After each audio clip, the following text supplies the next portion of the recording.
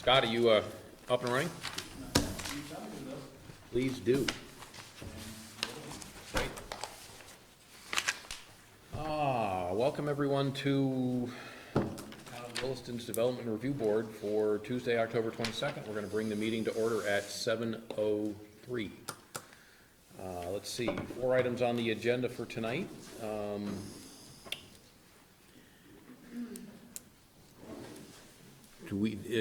You had sent an email around about wanting to have a discussion of this. Are we doing that one at the end? At the end. Yeah. Good. All right. Okay. Very good. So anybody in the audience wish to address the board for any reason other than what is on the agenda? No. Very good. First up tonight is DP 20-07. It's a pre-application for Extra Space Storage Co. Company. Come on up and have a seat.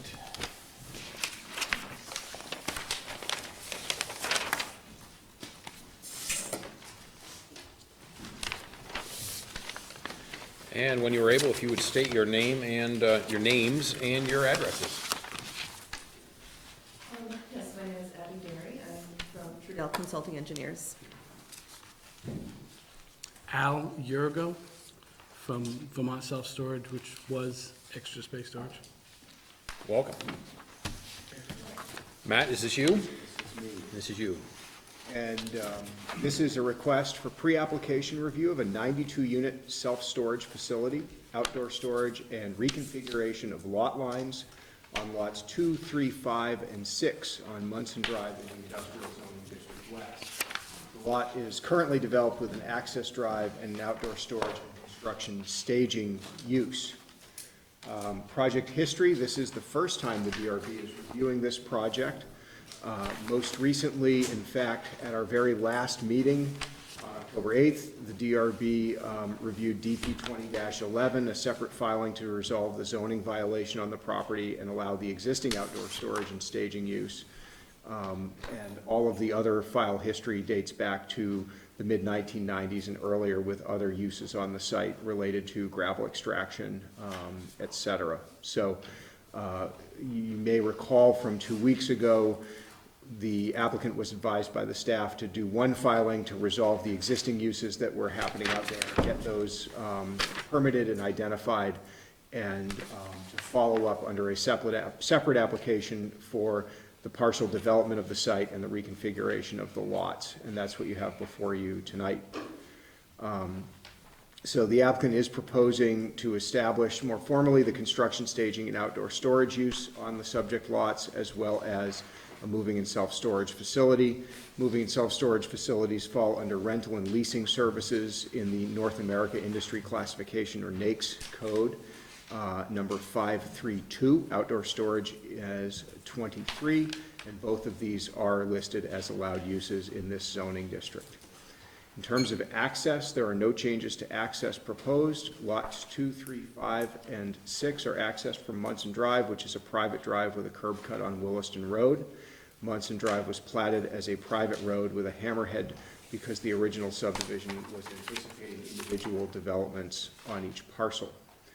On lots 2 and 3, the self-storage facility is proposed, and lots 5 and 6 will remain as outdoor storage and construction staging with no permanent structures.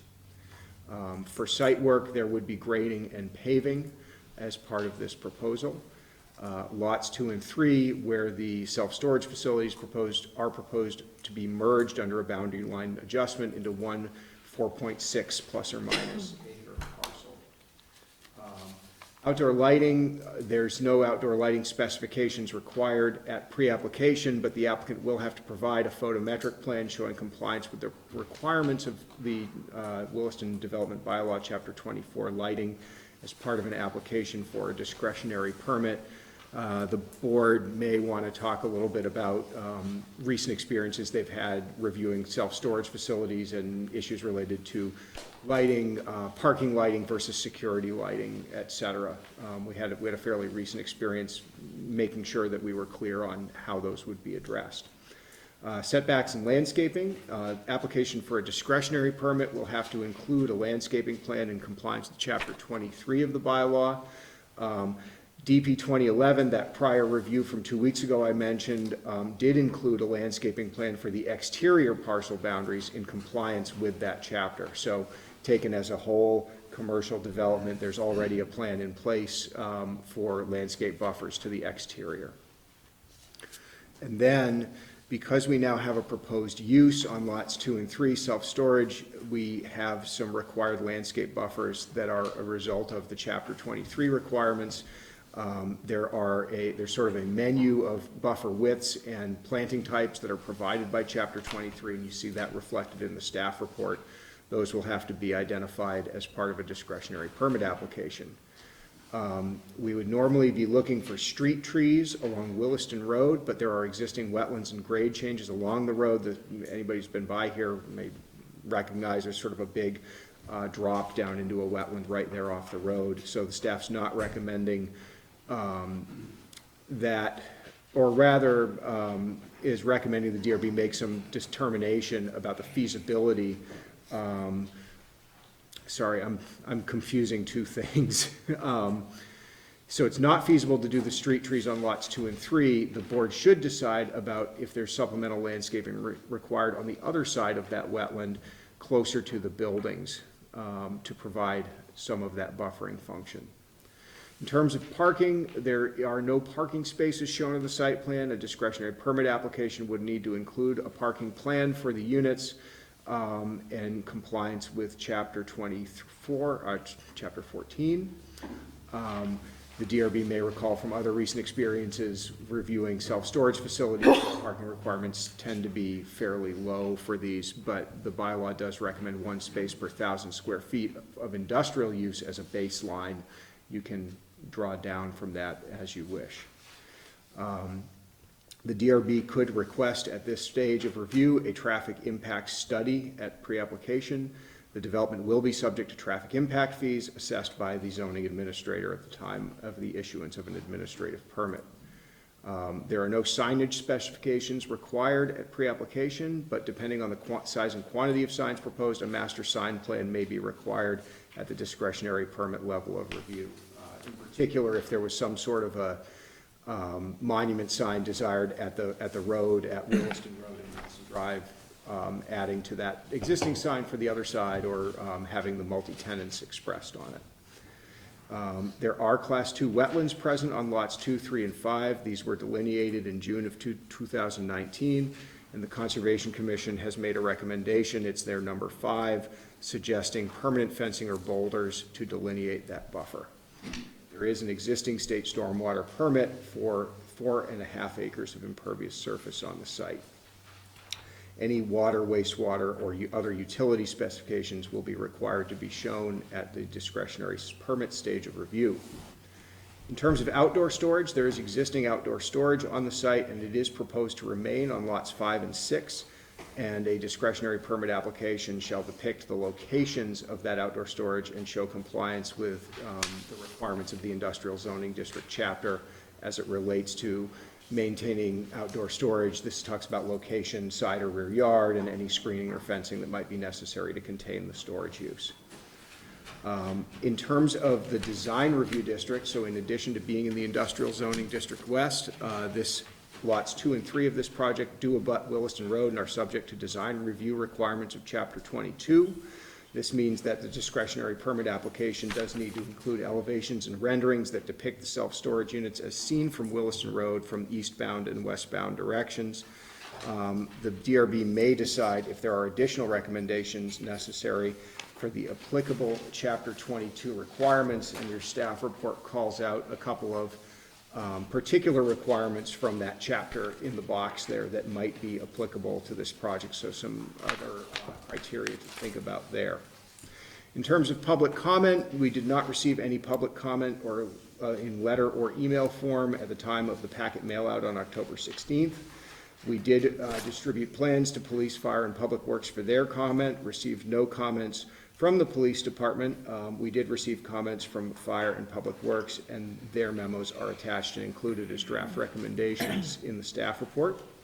This application was also reviewed by the Williston Conservation Commission, and their report is attached with the recommendations they've made, as I mentioned, adopted for the board here as draft recommendations. So staff is recommending approval of this pre-application, allowing it to move forward to the discretionary permit stage of review with draft recommendations as prepared below.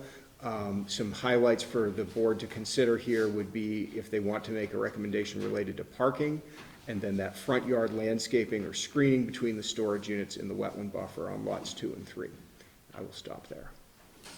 Thank you, Matt. Thank you. Okay. Abby, if you would give us a walkthrough on your project, please. So, as Matt described, the project is for self-storage units on Williston Road, the corner of Williston Road and Munson Drive. There's gonna be about 92 10 by 20-foot units.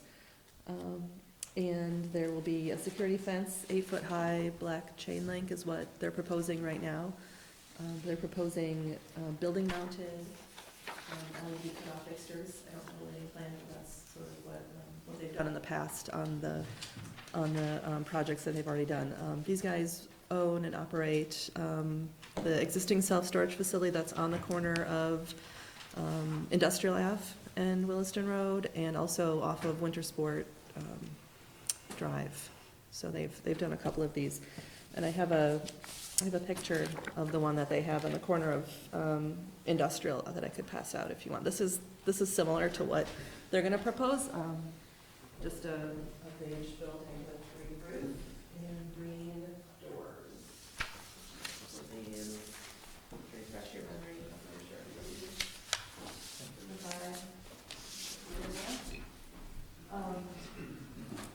so yes, I would like to have a discussion on what kind of landscaping will be, you normally would like to see along Williston Road, especially since there is that, it's about 125 feet between the edge of the road and the first unit, which is more than the 50-foot natural buffer, although it is low grasses right now. There's nothing high and nothing that screens the Williston Road. So in addition to the landscaping. Why don't you stop right there for a second and let's let the board weigh in on that question. Anybody want to take a shot at that? We've had some experience with that previously on a similar type of development. The dotted hatch on here, that's delineated wetland. Yep. So I'll point it out up here. Right here, anything in here is wetland. Yeah. This is the 50-foot buffer that's gonna remain undisturbed, so that's a no-mow area, that's gonna be, Could it be go back to nature. Could that be planted with trees, though? That buffer? Yeah. Can't plant the landscape buffer with trees. Have that be listed. Yeah, so we have allowed supplemental planting in the wetland buffers before. The general desire is, that you might disturb to do that, but you're not gonna go in and, mow it afterwards. So you could plant more things in the buffer area. Yeah, that was my question, is where would you plant? Their building, looks like there's gonna be impervious surface right up to the wetland buffer, right? So is there a Right, and location that we had intended to use the existing wetland buffer and the wetland as the buffer without informal plantings, but if we can put some plantings in the buffer, then we would use that as our landscaping. Any other questions from the board on this subject?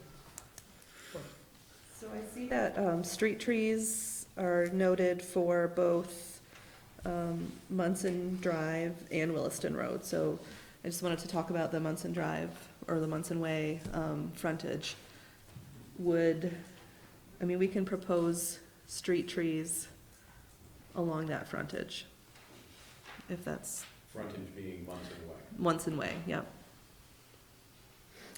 There's circles designated, the 24, 6, 8, 6. Are those tree canopy sizes?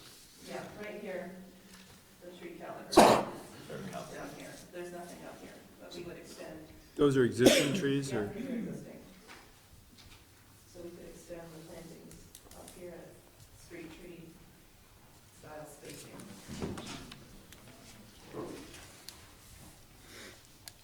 I saw somewhere in here, there was a discussion or a comment about which way these buildings are oriented because of the aesthetics and what's visible from the road, and yet I appreciate you giving us this picture, because without it, it's hard to comment on that which we don't Right. comment on. But I'm trying to figure out which I find less objectionable, the low-pitched vertical rib metal siding or the endless rows of green doors. It's, you know, it's not the most attractive building type that exists. And we've had discussions here recently about the visibility of such units being visible from Williston Road as a kind of a gateway parcel into town. So I guess my opinion would be that the more you can screen those from Williston Road, the better off we would be. And the easier it would be for me to continue looking at this project. Do you, I caught a little bit of the U-Haul discussion last week, or 2 weeks ago, and there was some discussion on whether the orientation is more intrusive in like an east-west fashion or north-south, but I didn't catch which was preferred. I- Well, are you talking about having sunset orange doors? I think so. No, the color would be similar to what's there. It would be the beige siding and the I green. think any of the four sides of that building are going to say, these are metal storage buildings. So I like screening is a good idea. Sure. Do you think comments on landscaping or screening? I think that the wetlands currently there has a pretty good screening as you're going by during the summertime. You screen pretty well going by, but landscaping in the front of it certainly would buffer a lot of the visual. Again, I think there was a design review, talked about providing images of what that might look like, right, from Williston Road. Yep, and that, So we would provide that with that would be the helpful to see. discretionary, yep. Application. Pictures, the word 1,000 words. Mhm. Yep, that's something we can prepare for the next time we're in. So then the other point of discussion is parking, and I think on the other units, they haven't provided any additional spaces in addition to whatever is available in front of the units. These types of facilities don't have a lot of people there at the same time. They tend to be more of a scattered visit as needed. So right now, we're not proposing to have any designated parking spaces outside of what is shown for circulation. Where do people get acquisition to have in the unit? They don't do it at this facility, right? No, they do it at the main office at 28 Adams Drive. Okay. They come over, they do So the, that, like, yeah. in other words, you're different than the one that's off of Shunpike, where they actually had. Kiosk. Yeah, right, exactly. Okay.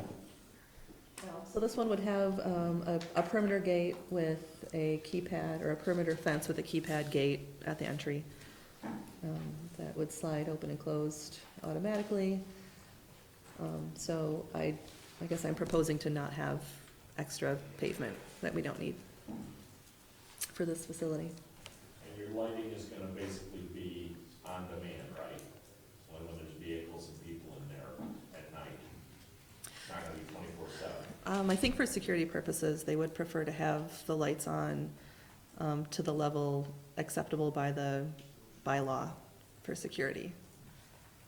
And Matt alluded to previous applications that had talked about the difference Yeah. between security and parking. And So just we're, a little more information. where the board, and I'm going to paraphrase, I don't have the perfect detail for you, but on more waste moving and storage at Shunpike, I believe where the board landed was, it's a 75% dimming like parking lot lighting, where essentially the lights at the ends of the units are staying on, but the lights, when you drive in, are activating.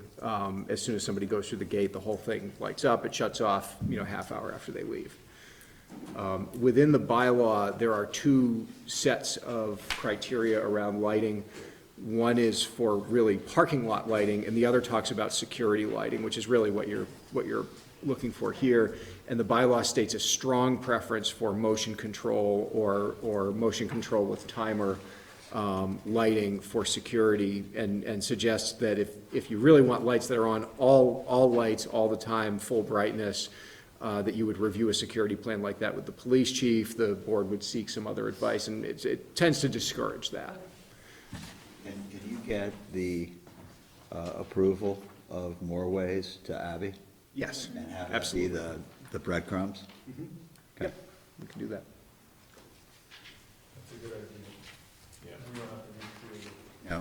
which took us a Right. while to last. Yep, that would be great. Okay, landscaping, lighting, Put that in under, put that in under the conditions or suggestions that Yep. you're going to review those parameters. sure. That sounds good. So the site, they're not proposing any water or wastewater. The only utility will be electric, for the site. Stormwater, we're proposing an on-site infiltration type stormwater system that will have to, permit through the state of Vermont because it's a redevelopment of lots 2 and 3. So we'll be getting a state stormwater permit for that.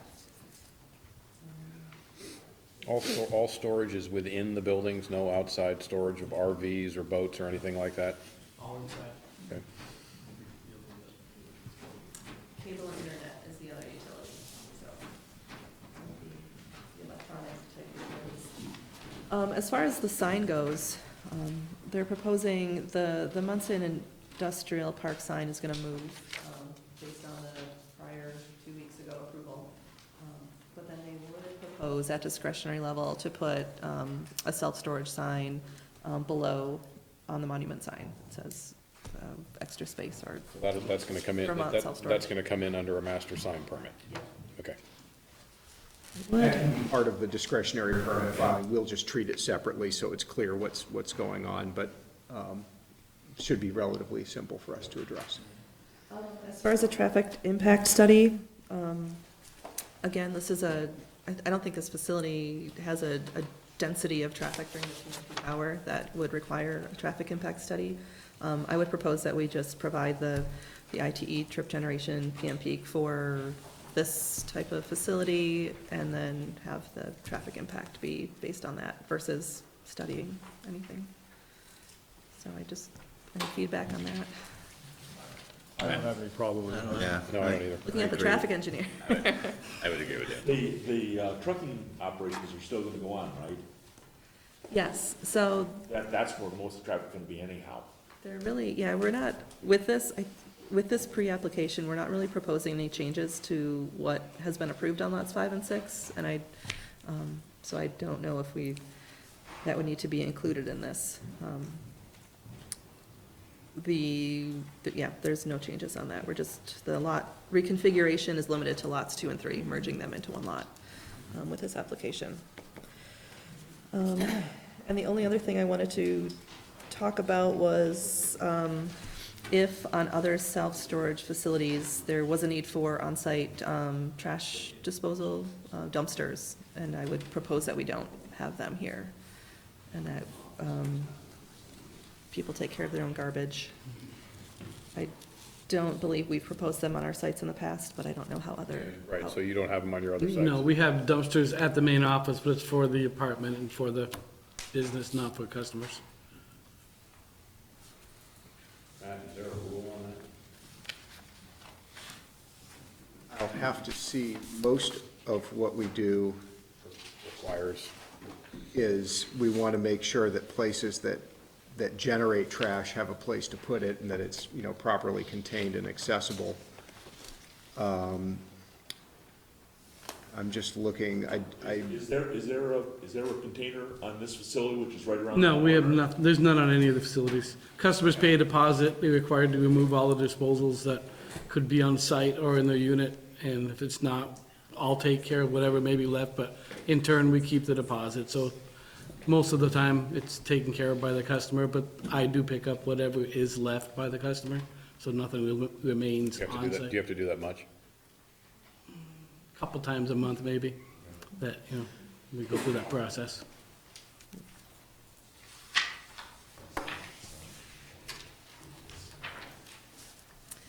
I'm, Oh, sorry. I was just gonna say, I'm seeing a fire department comment about spacing refuse containers away from buildings. I would take that as it applies if they're proposed, but otherwise, it's just a moot condition, sorry. I just see on the site plan, it says, high black chain link fence. What's the proposed height of the, 8 feet. It's on the Oh. top.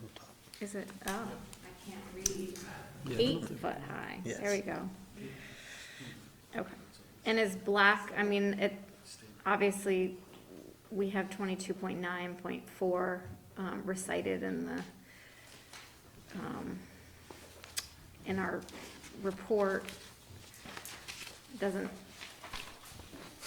apply in situations where we're talking about storage facilities, that we want traditional fencing patterns, stone walls or picket fences? I presume we don't have a lot of picket fences around storage facilities in Williston?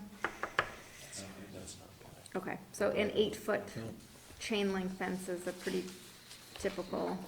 Yeah, so it's a context-sensitive requirements. Think about fencing, think about your compatibility. You're obviously in a different part of the design review district than if you were in Taft Corners. So, no barbed wire like I see in this picture? No, they don't do that anymore. And actually, this chain link fence will probably end up being stainless, not black. Not black? Silver. Silver, galvanized, sorry, Or aluminum, galvanized. yeah. Okay. Yeah, I don't mind black. Who likes black? I like black. The board's voting. You picking Noted. up, are you picking up on that? Black. You see that there's I not, like there's not a consensus on that topic. We will run the simulation and see which one looks better. Did you run a fire truck through here? We ran it around the perimeter, yes. Mhm. Yep. Snow storage plans will stay on site? Snow storage is a consideration.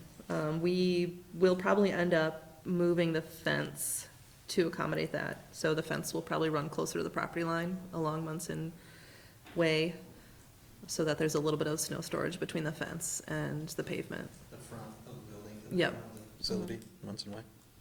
Is there something keeping you from going north? Seems like you could get away from the wetland Oh, buffer. and, right, we had done a couple of different layouts with different lot configurations. This is where we ended up at the time of submittal. So there really isn't anything, we could expand that space if we need to. We might need to once we get into the grading and design of the site.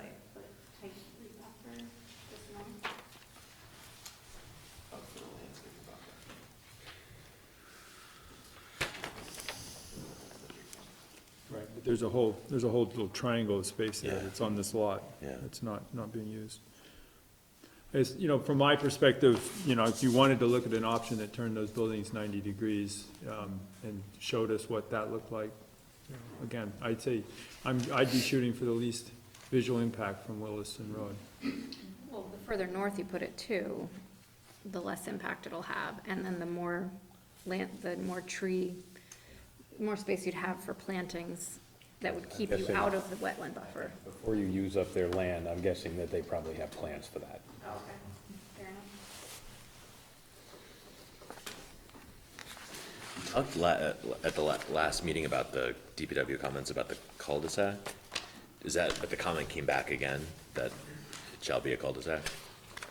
I would merely advise that we've lost in court on that matter once already. I'd rather not lose again.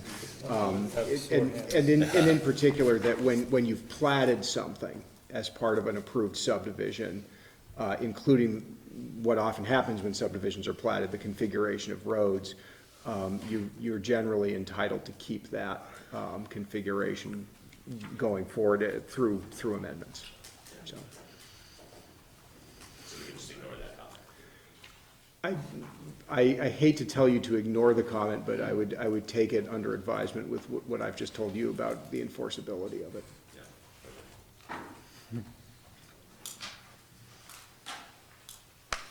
Anyone want to circle back to landscaping discussion at all?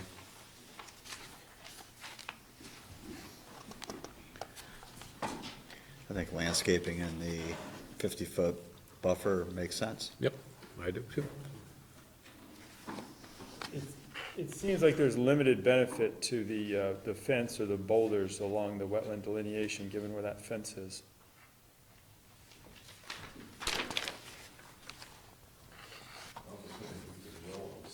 You wouldn't see the facility after a few years. This from Route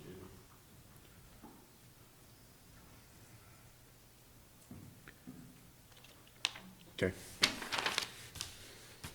Other areas you would like to review or discuss? So, I liked what you were saying about the boulders, along the fence line, and I guess I would propose that, you know, we could do the boulders from the property line to the corner of the first building, along the wetland buffer here.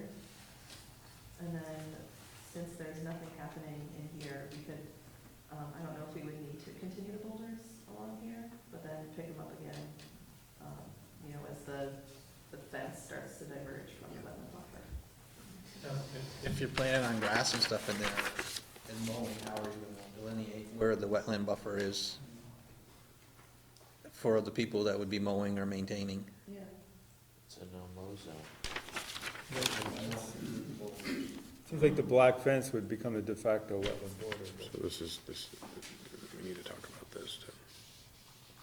Right, we could designate no mow on the outside of the fence.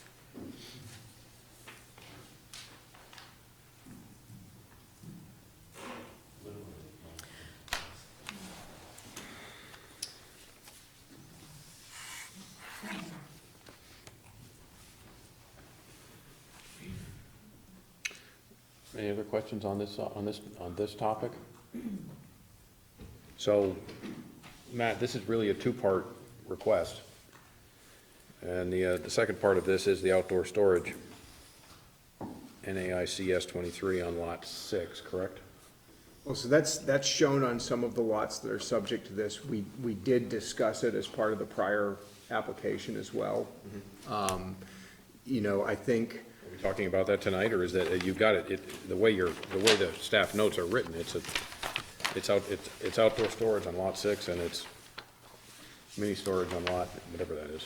what it might give the board some flexibility to do is, out of these two applications that staff really had wanted split, because we wanted to get the violation resolved, we only need one set of final plans coming out of this. So if the final plans identify those lots and just say, outdoor storage happening here, and the board is comfortable with the way that's configured, that sort of tidies it up at the end. Well, outdoor storage, as far as I know, outdoor storage has been going on lot 6 probably from before I was born. So, is there any change that we don't know about, or you're just trying to clean your files? So, in response to the violation I issued in May, which had to do with sort of the expansion of those activities and expansion toward wetland buffers, part of my directive in that violation was to say, file a discretionary permit that applies for this stuff. And we had a little bit of a discussion during that hearing 2 weeks ago about the fact that, yeah, some of this has probably been going on a long time, probably longer than can even be covered by an enforcement action. So it's really just a cleanup item at this point. So I guess I'm saying yes to what you're asking, which is it's just to clean up the file. Okay.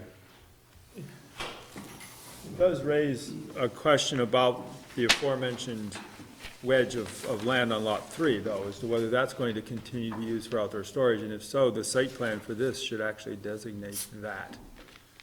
Yes. Okay, we can do that.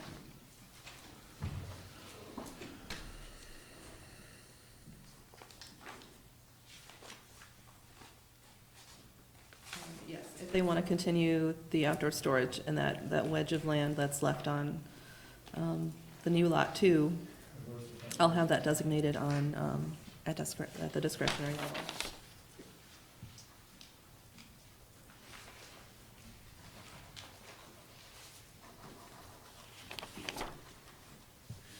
So if we have outdoor storage and we're cleaning up your file, Matt, do we need to worry about setbacks and/or screening and/or landscaping for the outdoor storage?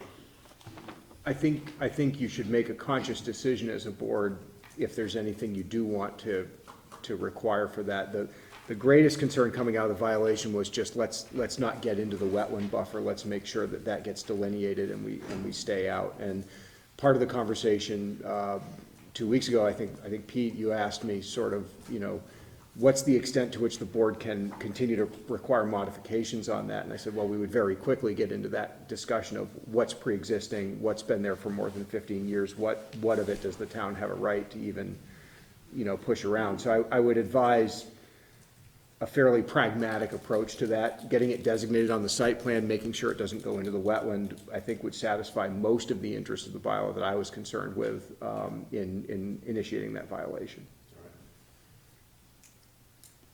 Okay. Any other questions or comments from the board? We could solve the outdoor storage screening by putting something to the approval, like Weeping Willows or something, in that no-mow zone across the front of their, along Route 2, you know what I'm trying to say, but back by the fence, and that would screen everything back there, from the road at least. We can talk about that in the executive session. Anything else like that? No, anything? Any questions or comments from the audience? Anything more from the board?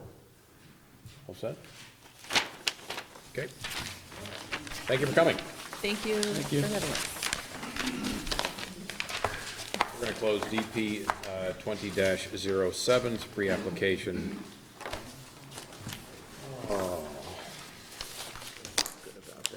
For Extra Space Storage Company. At 7:40. Thank you. Why doesn't the name show up? It used to. When I'm sitting in your chair, I can never read that. I think on our staff write-up, at one point in time, the name of the applicant did show up, but it doesn't now. We can correct that. So I'm sitting here staring at it going, what the heck's the name of who we were just talking about? I have to look over my agenda to come up with the name. You know, that's been going on for a while. I don't know where we used to have it, because all the cells have information. Well, it used to be, so if I was reading, so when I do my closing for the, for the motion, for the, Right. the hearing, I could read everything right from here, and then I'd get lost, because the name, the particular name doesn't show up. Maybe we were doing it right on the top We can line. add that, because we can Yeah, add it to okay. the applicant name. Okay, great. That is actually helpful, Yeah. It is helpful. yeah. Okay. The board takes care of a little business here. Next up is DP 20-13. It's a pre-application for the State of Vermont Department of Buildings and General Services. Come on up, have a seat. And we are going to open the hearing up at 7:41. Prior to get going, Matt, I've got a question for you. Once we get them situated. Yeah, either one.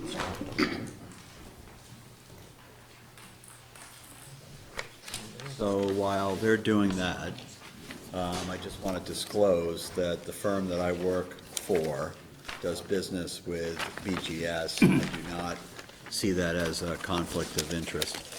Okay? And I would add the exact same comment with the additional comment that I also do work with the engineer that's presenting here tonight. Right. I will also add that.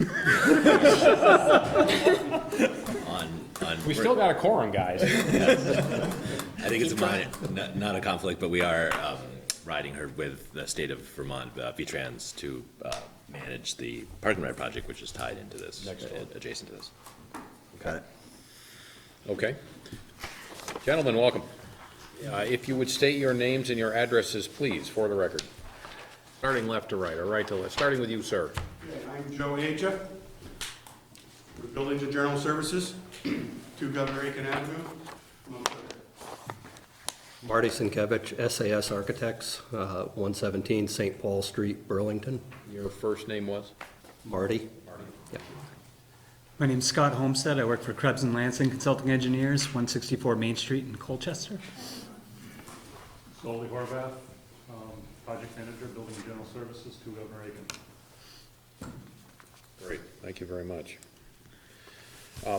Matt, before we get going, can you give the board a quick rundown on the limits or expanses of our ability to review this project, given that it is a state of Vermont project?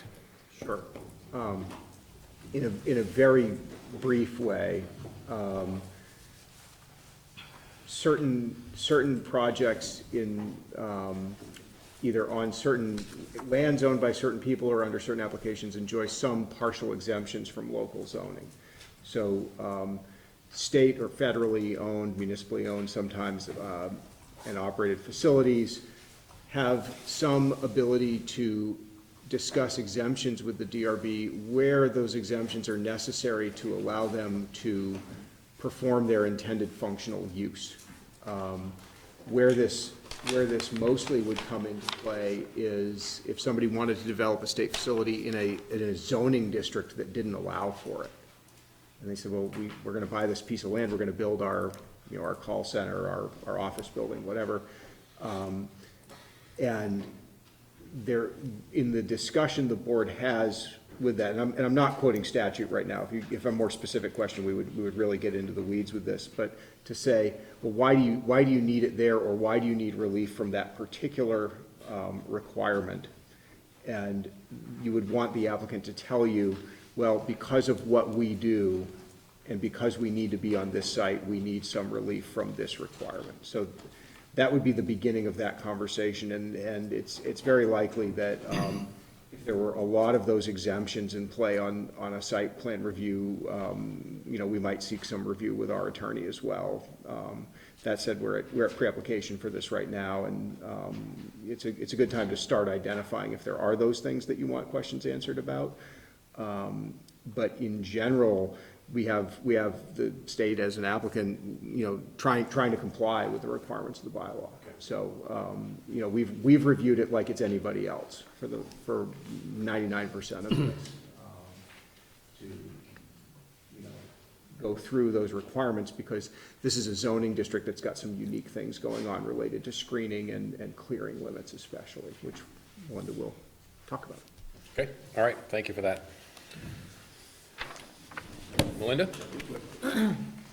This is a request for pre-application review of a proposed public safety facility for the Vermont State Police on a 51.6 acre parcel located on Route 2A south of Route I-89.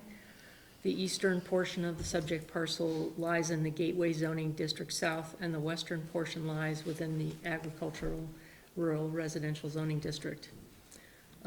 The proposed public safety facility would be located on the eastern portion of the subject property in the GZDS. The property is currently undeveloped. This is the first time this proposal is to be reviewed by the DRB.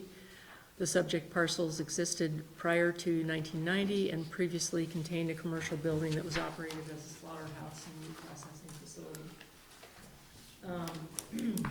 As Matt just explained, the applicant proposes a new public safety facility for the Vermont State Police. Facilities owned and operated by the state of Vermont enjoy a partial exemption from the use requirements under state and local regulations, and are allowed to locate in any zoning district subject to the approval of a discretionary permit by the DRB.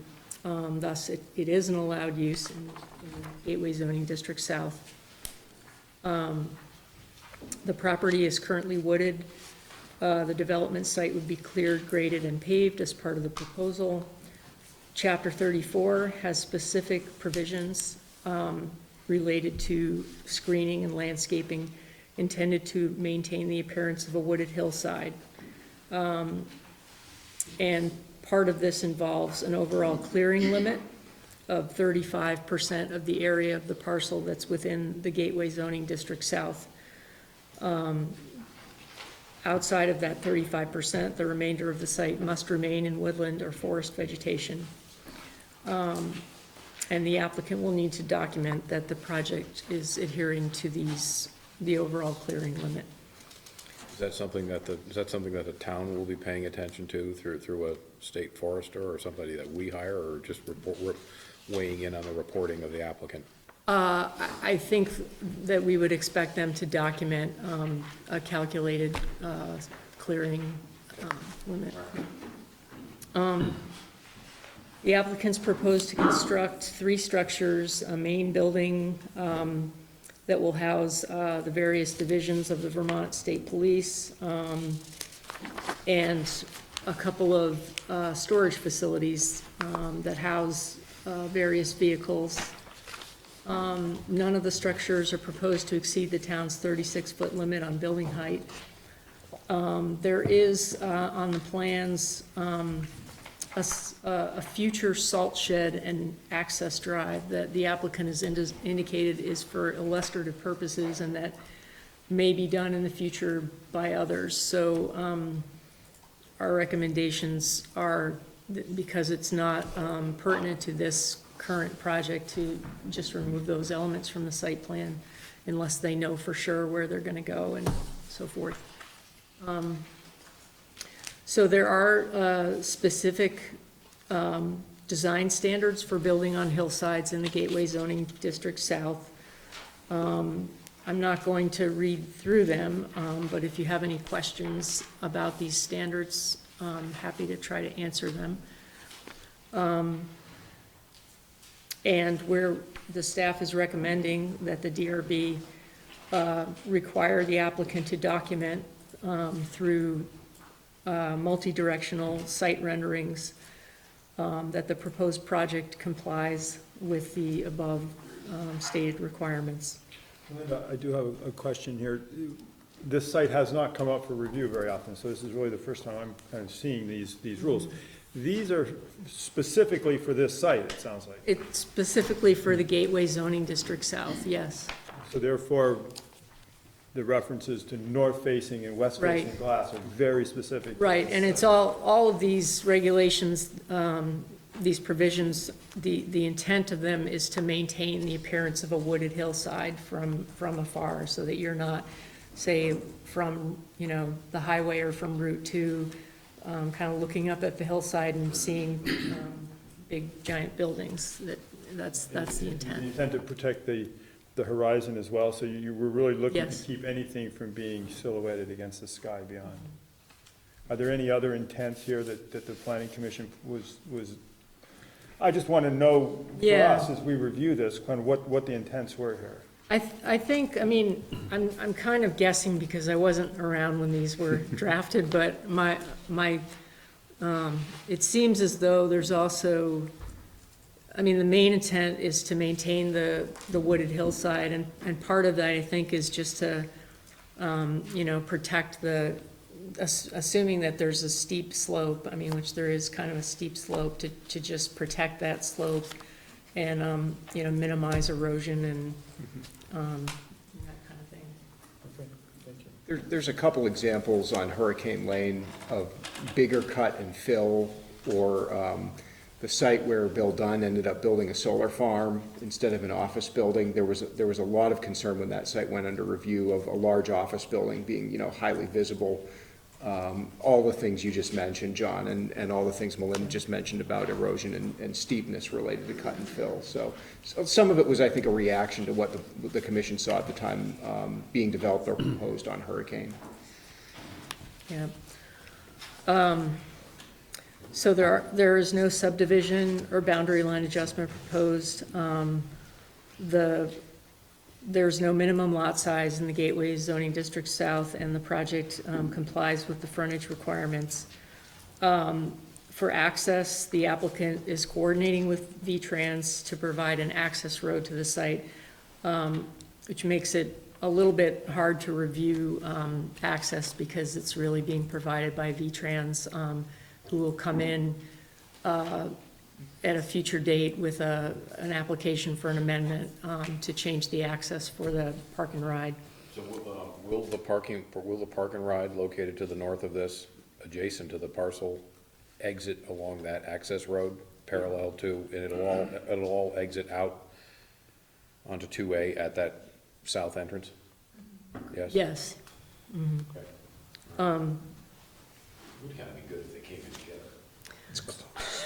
It is close. It's close. They come in next week. Is that right, 2 more weeks? Yes. Next meeting. Okay. So obviously, state access permit will be required. And there are some pedestrian facility along the access road being proposed by V-Trans as part of the development of the park and ride. So that will be reviewed once that project comes in. There is one trail connection the Conservation Commission discussed, and that's, they currently have an easement along the northerly edge of the parcel just south of this project, which ends about 250 feet away from Route 2A.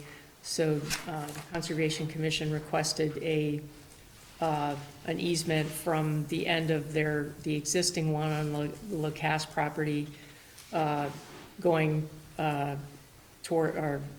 going up to Route 2A and presumably connecting with any sidewalk or path facility to be built in the future there.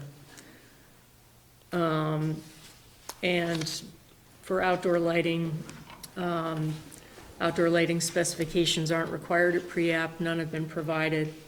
The applicant will have to provide a photometric plan showing compliance with the requirements of Chapter 24 as part of an application for discretionary permit. If this project has security lighting, there are additional requirements, and motion-activated lights and alarms are encouraged as an alternative to lights being on all the time. Security lighting along the perimeter of a property must be motion-activated.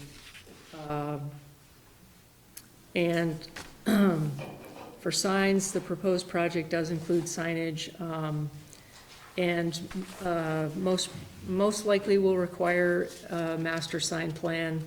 The DRB should consider whether or not the multiple divisions of the state police barracks constitute multiple occupancies and would thereby require a master sign plan. The staff might want to consider that question themselves.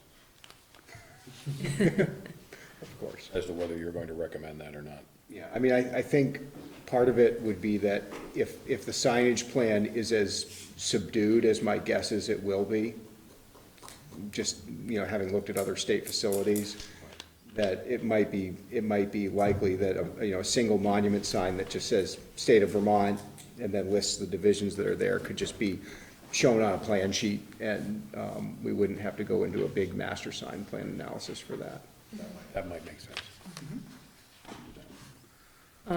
The proposed project generates setback and landscape buffer requirements as specified in WDB Chapter 23 and Chapter 34.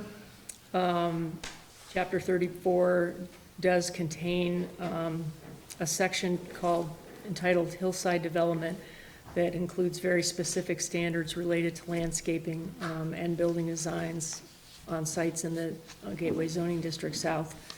And so, again, the intent of these is really to protect the wooded hillside, the appearance of a wooded hillside. So the applicant needs to submit a landscaping plan as part of the discretionary permit application that calculates the extent of clearing on the property and documents how the proposed project is going to meet the criteria of chapters 23 and 34.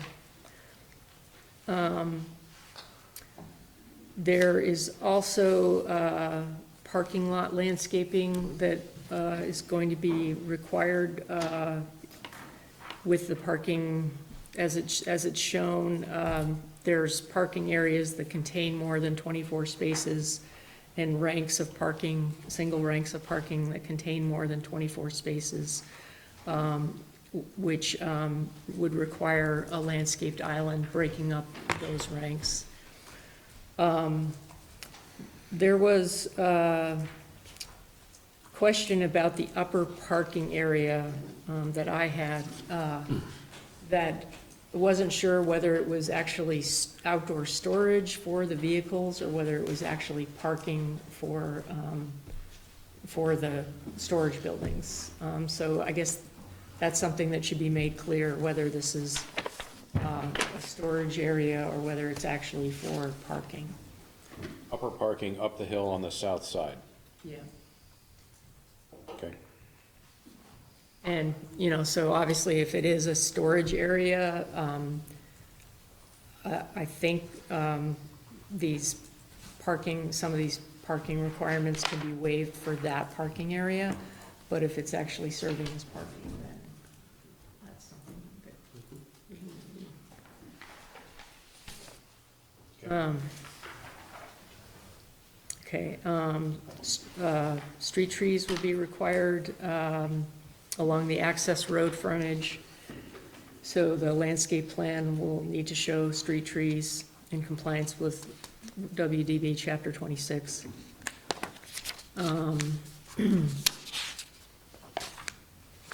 Again, so there, outdoor storage, again, related to the upper parking area, just make clear whether it serves as outdoor storage, and just make that clear on the site plan. For wetlands, waterways, and conservation areas, the parcel does contain Class 2 and Class 3 wetlands, which have been delineated and are shown on the site plan. The Class 2 wetlands are located to the west of the proposed development and will not be impacted. There are some Class 3 wetlands within the proposed development site, and the applicant has stated that impacts will mostly be avoided. They have conducted a functional assessment of the Class 3 wetlands and concluded that no significant functional values are present, and the Conservation Commission doesn't see the need to to protect those Class 3 wetlands or have buffers around them. The parcels within a significant wildlife habitat area, so WDB Chapter 27 requires that a habitat disturbance assessment be conducted and submitted with the application for discretionary permit. For traffic, the applicant has not provided any trip generation estimates. Those should be submitted as part of an application for discretionary permit. The DRB at pre-application can request a traffic study, but staff is not recommending a traffic study be required for this project. For parking, this is kind of an unusual project. The public safety building itself could be considered as an office use, which generates a parking requirement of 3.5 spaces per 1,000 for a total of 90 required spaces. The storage buildings could be considered as an industrial use, which generates a range of parking demands starting at a baseline of 1 space per 1,000 square feet. Using this baseline, the storage buildings could generate a parking demand of 27 spaces, putting the total generated by the project at about 117 spaces. But the main caveat here is that the storage buildings may in fact generate less parking demand than other industrial uses, and it's really the DRB's call to, DRB can set the actual required number of spaces. The applicant's proposing 114 parking spaces divided into 3 separate areas, again, with the caveat of that upper parking areas. And handicapped accessible parking spaces must be provided and shown on the site plan. The project also generates a requirement for short and long-term bicycle parking and commuter end-of-trip facilities. And parking lot landscaping is also required and has been previously discussed. Chapter 34 also has specific requirements related to parking, primarily the use of structured parking and porous pavement to help minimize impervious surfaces wherever feasible. There's a requirement for structured parking that the Conservation Commission discussed and found that it conflicts with the requirement for the development to be hidden from view. In other words, creating structured parking would make the buildings higher, and so those seem to be in conflict. And the Conservation Commission, for that reason, recommended that structured parking not be a requirement for this project. They would like to see the use of porous pavement where feasible, but the applicant has stated that porous pavement is not feasible on this site due to the nature of the soils. So the DRB will need to decide whether an exemption from this requirement is warranted. State water, or rather, on-site stormwater treatment and retention facilities are shown on the site plan. The project will require a state stormwater permit. And snow storage areas will need to be shown on the site plan at discretionary permit.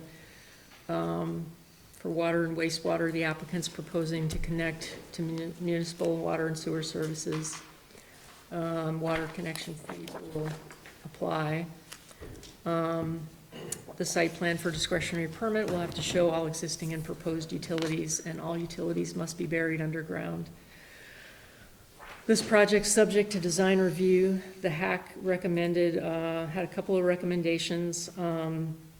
One, including wayfinding signage in the master sign plan at discretionary permit application, and to provide material and color samples at discretionary permit.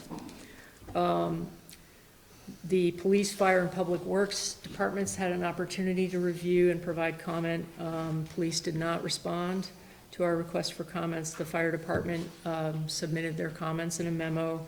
They had a number of recommendations, and the applicant should meet with the fire department prior to submitting an application for discretionary permit to review their comments, the site plan, elevations, et cetera, to be sure that their requirements are adequately addressed.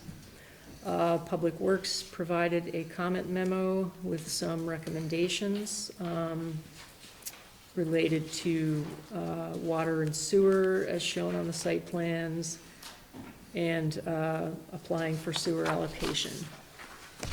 And the Conservation Commission reviewed the project and submitted a number of recommendations,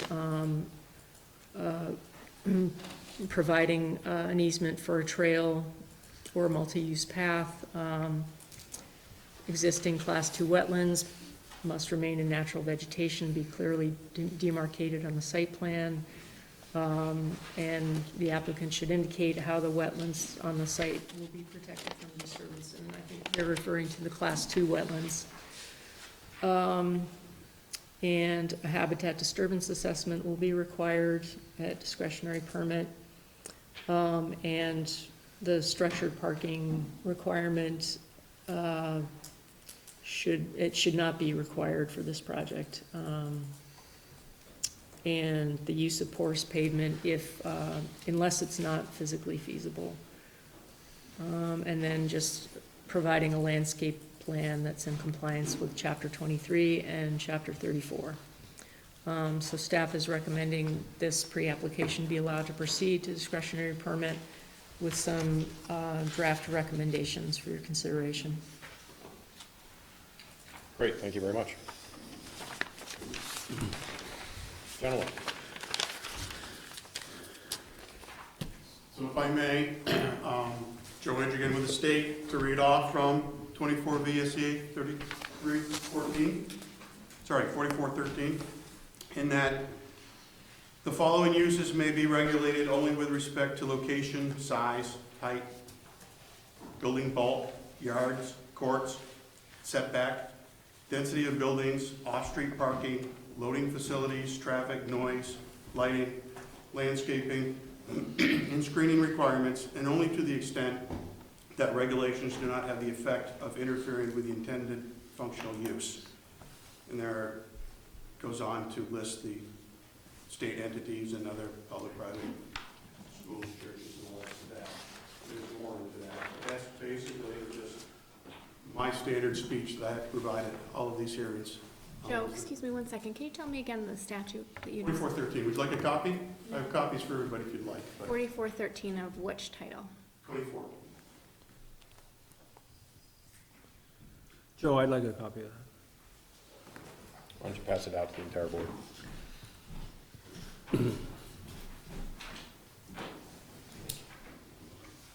Jill, this was kind of the reason for my preamble with Matt.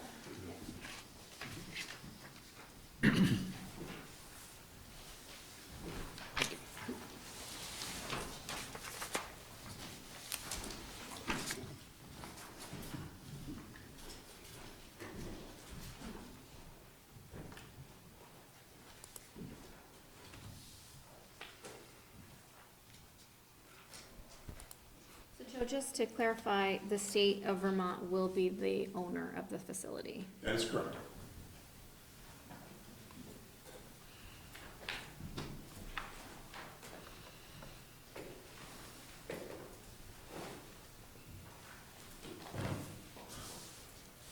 So, thank you for that.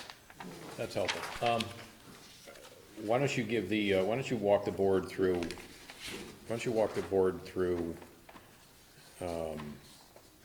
what the facility is, how it's gonna interact with the community, coming and going, what it's gonna look like. Give the board a rundown on what we can expect when it comes back for discretionary permit. Sure, sure. I was Do the glamorous stuff. I was going to briefly just talk about the site conditions, and then Marty can talk about the buildings and how they will look and be. Thank you. As Melinda, described the site in pretty good detail, I'll just touch on a couple things. This is generally a wooded site, slopes south to north, parallel to St. George Road. It's about an 8% grade across the slope, so I would describe that as moderately steep rather than very steep. We certainly work on steeper sites all the time. The access to the project will be off this shared access frontage road that will be installed by V-Trans. So sort of just looking at the site plan, the limits of our project are sort of from here over, and then everything between there and Route 2 and Route 2A is really part of V-Trans project. And we're coordinating with them at all times. Your whole hand was on there, can you be more I like to bring specific? highlighters. This is really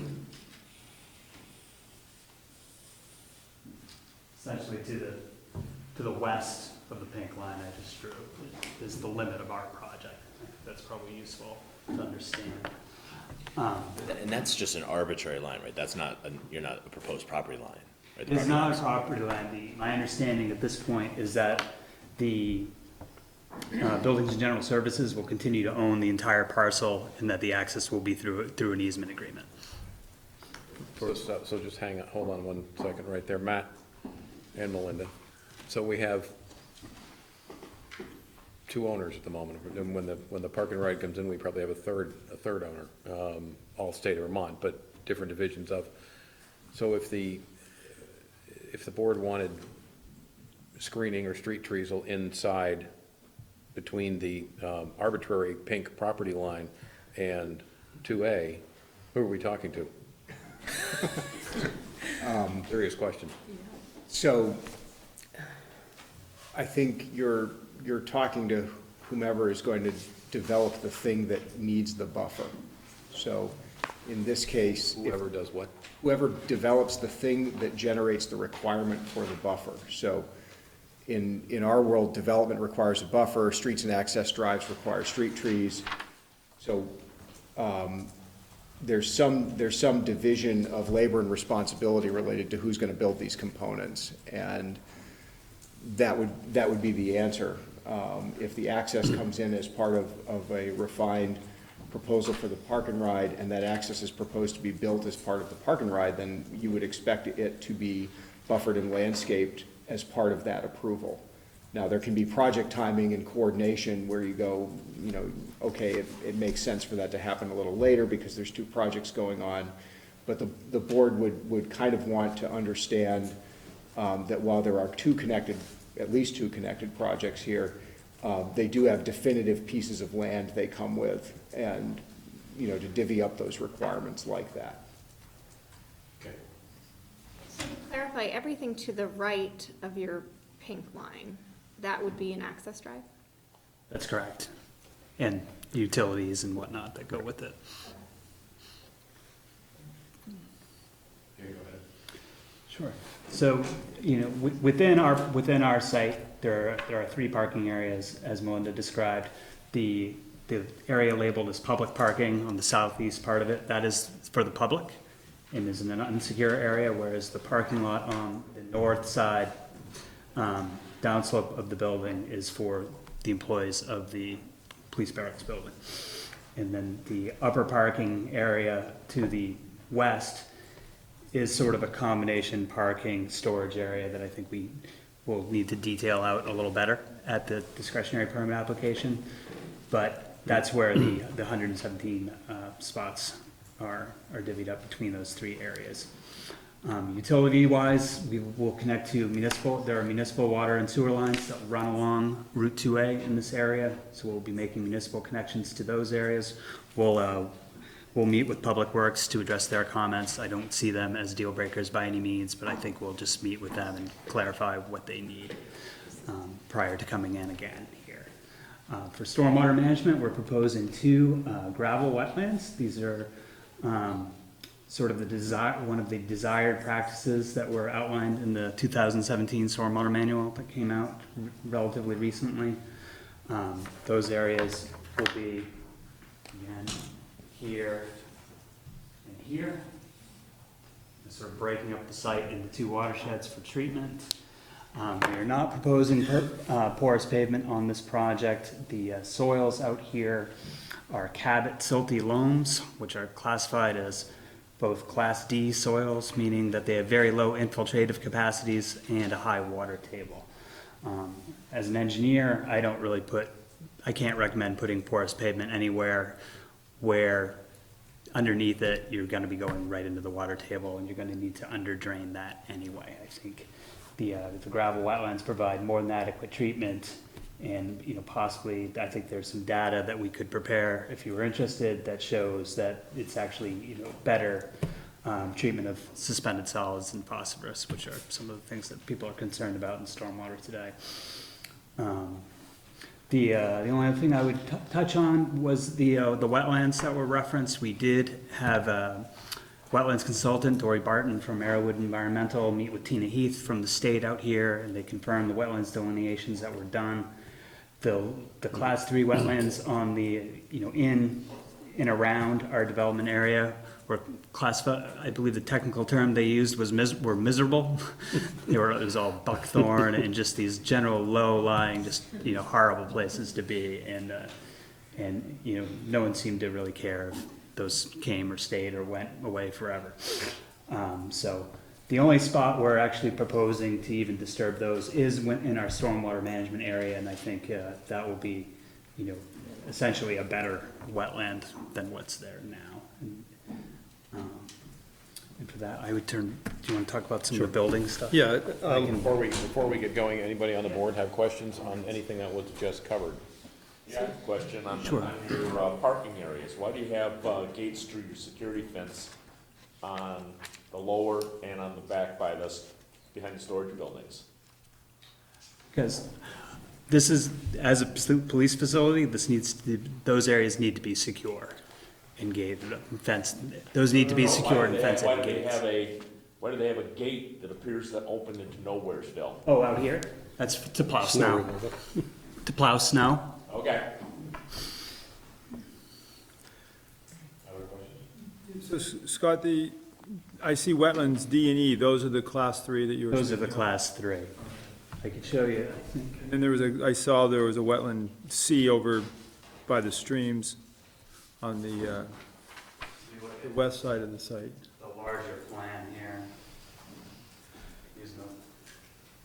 This is the class 2 wetland. Comes up a little bit. That's far away from our.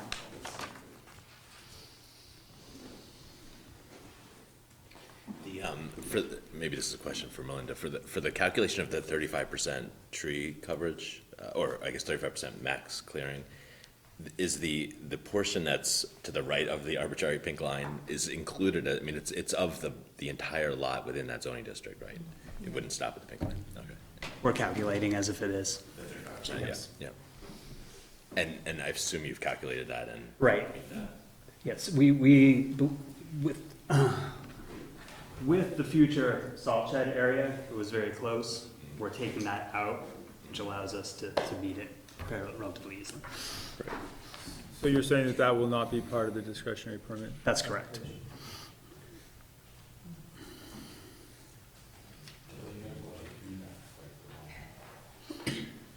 I'm not sure this is the appropriate time to bring this up, but you just mentioned security for the storage sheds.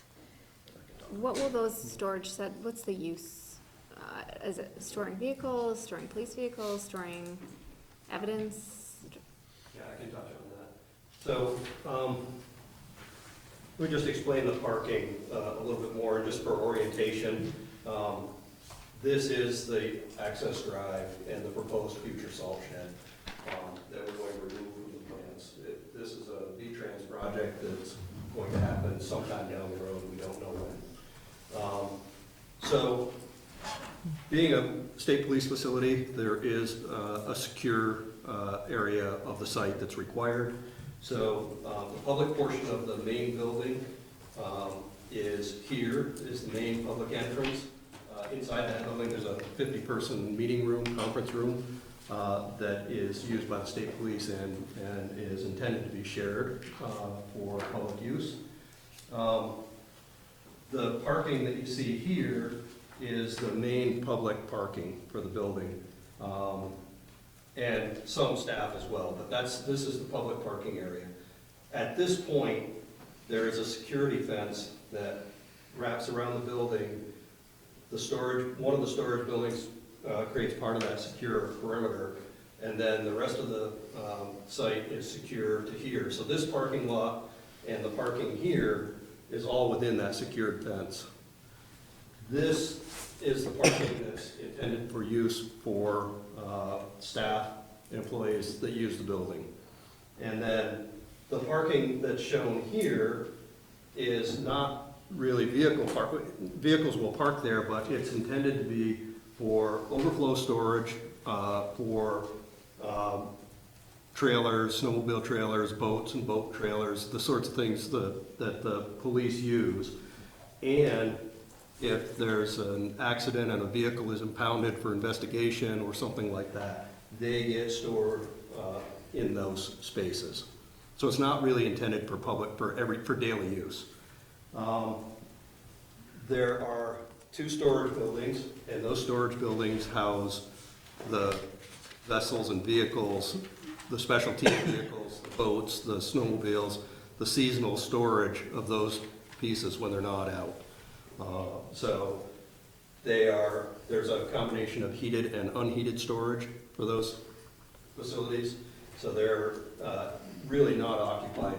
There is a small office space in one of them for BGS maintenance, and there's a shop space in one of them for the Marine Division of the State Police. Are you gonna shed any of that outside parking like you do over at the current facility? What do you mean by shed? Just having that lean-to over those spaces like you have over in the current building? I'm not familiar with the space that you're talking about. Then, If you go over to the Right, corner yes. one, in the back corner, they've got a set of, spaces there where they have, just. Oh, that's open shed? Has the open lean-to thing. No, these are enclosed I facilities. think that area's gone. That's been gone for Oh, is that gone now? Okay. 10 years.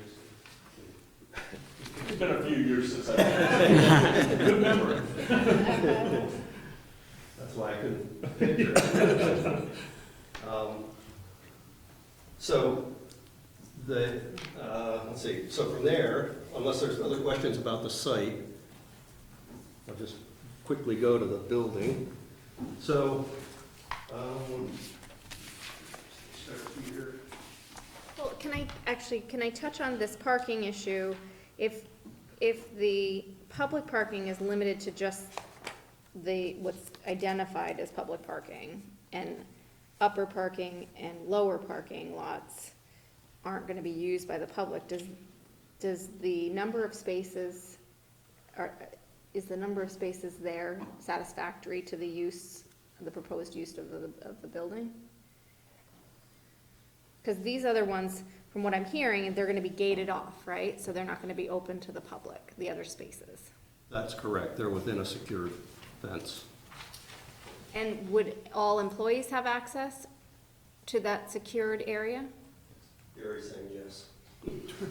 And how many employees will this facility house?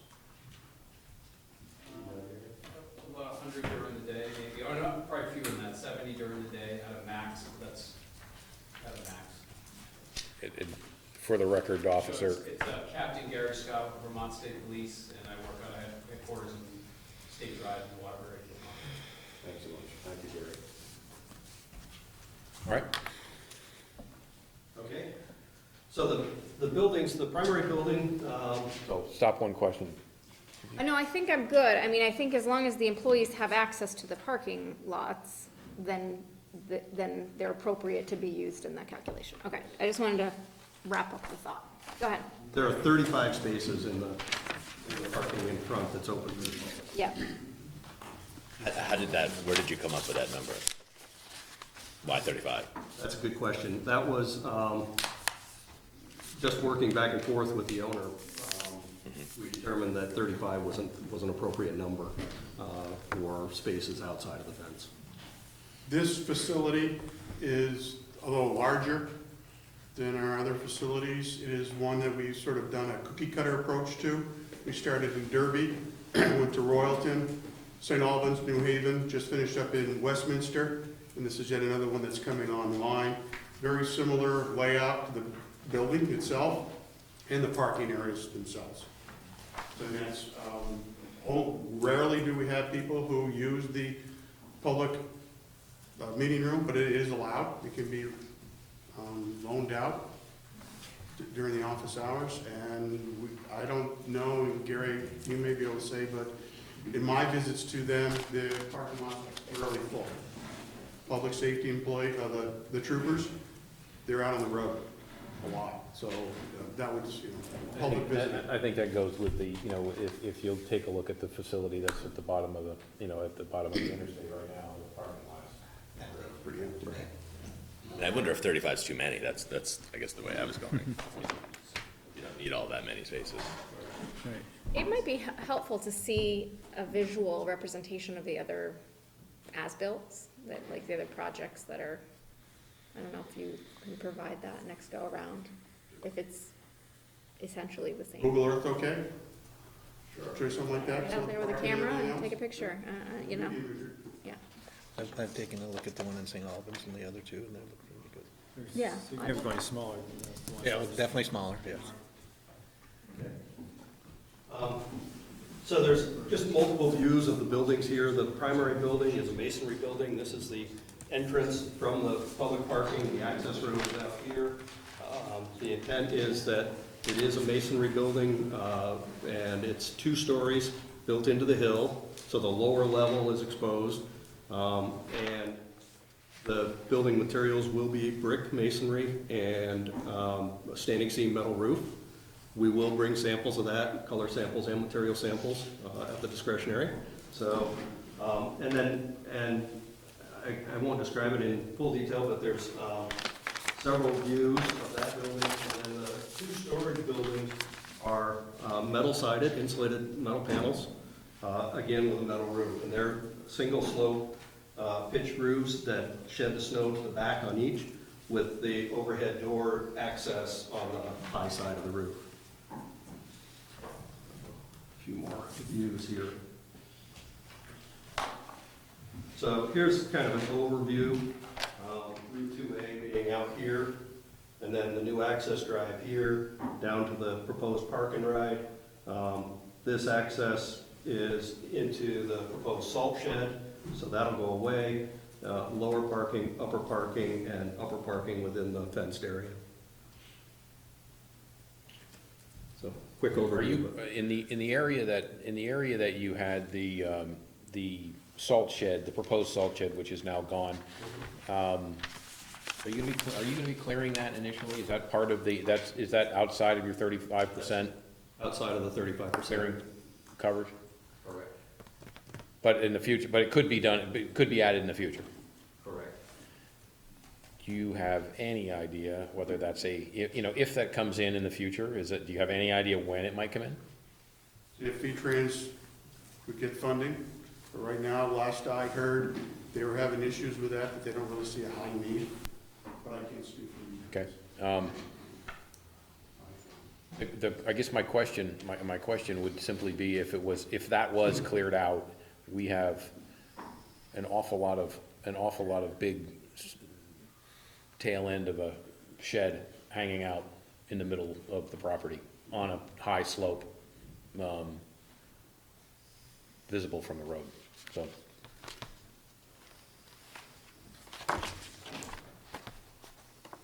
Okay, all right.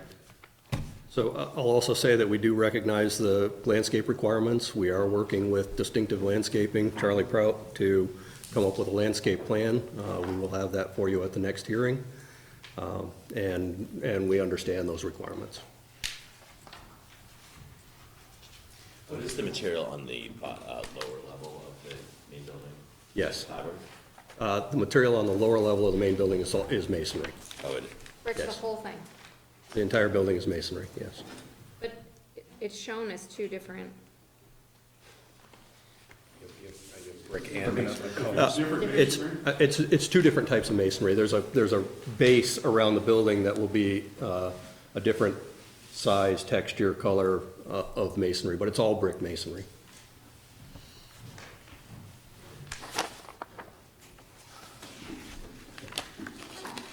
The parking area.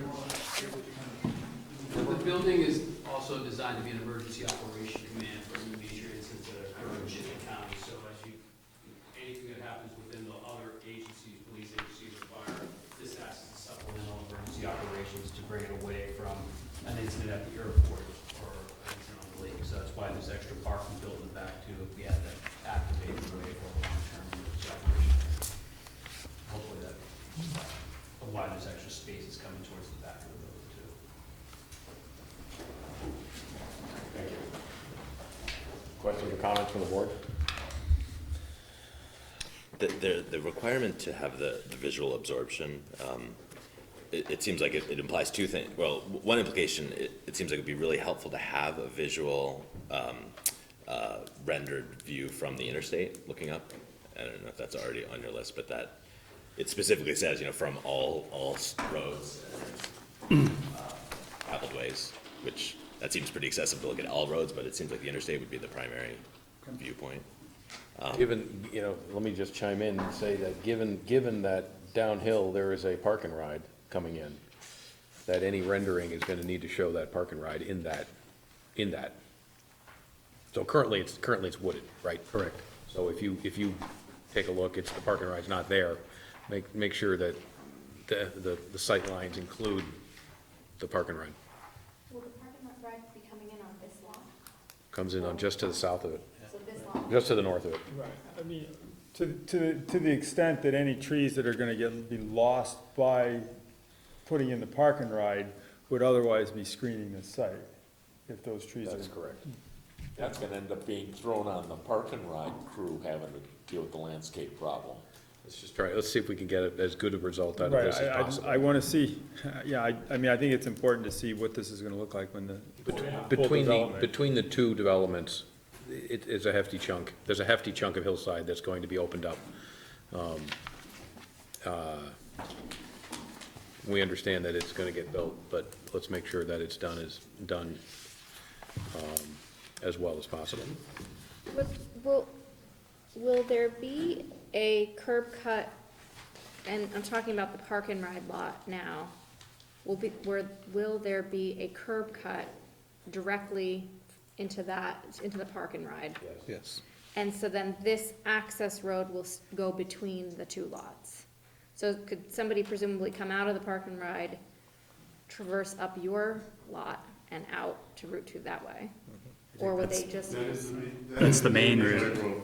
So there won't be a separate curb cut, and that's my, No, that was the initial. there's gonna be entrance curb cut. So if you're coming in, you'll be able to take a right-hand turn to get into the park and ride. Oh, which okay. you must exit by going south and exiting. Uphill, Sneak preview there. Okay. That was lost on me. a bit of a sneak Okay. preview. Fair enough. Everybody else understood that, but. Right. No, because Dang we it. were here for the park and ride. So, that's why. Okay. Oh, were they already in? Yes, Oh, yes. okay. That's why. Yeah. Okay, fair enough. The other piece to the visual absorption, there's the communications tower. The language just says no building shall be silhouetted against the sky, so I assume the tower itself can be silhouetted against the sky, is that? I'm sorry, what was, There's or I don't know if it's communication tower, whatever the There's- tower is. There are specific requirements for the height of that tower in the zoning requirements. We have, the state has hired a consultant that, it's a line-of-sight tower. So the tower has to have line-of-sight communication with Mount Mansfield and with Camp Johnson.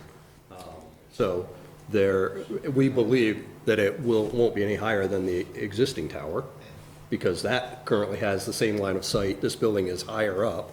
So we're assuming that this tower will be about a 50-foot tower, which does comply with the requirements within the zoning regulations.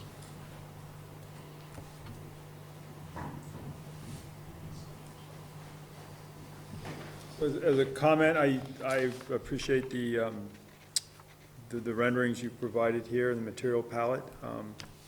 They seem to be very consistent with the other barracks that I've seen around the state, which I think is good. I think that for all of us, to see a building and say, yep, that's one of the new. Yes. By design, by direction from the state, yes. I appreciate that. The one question I have is, and I'm not sure this is as much a question for you as for the people who wrote this, is this requirement for conventional lawns being on the south side of the building. I suppose that's to try to limit the amount of cutting on the north side, which is facing the highway. On the other hand, I don't know how you can actually do that and not have some of these lawns that they're showing. So I guess my comment to you would be, I think you probably need to be prepared to show how you've minimized that. Thank you, yeah. We will, I was thinking the same thing when I read that comment. And we can certainly have trees in that lawn space, but you're right, there's a kind of horseshoe to the north side that will more than likely be a lawn area, and we could put trees in that lawn area to help screen the building, but I don't think it's feasible to plant a forest up to the building.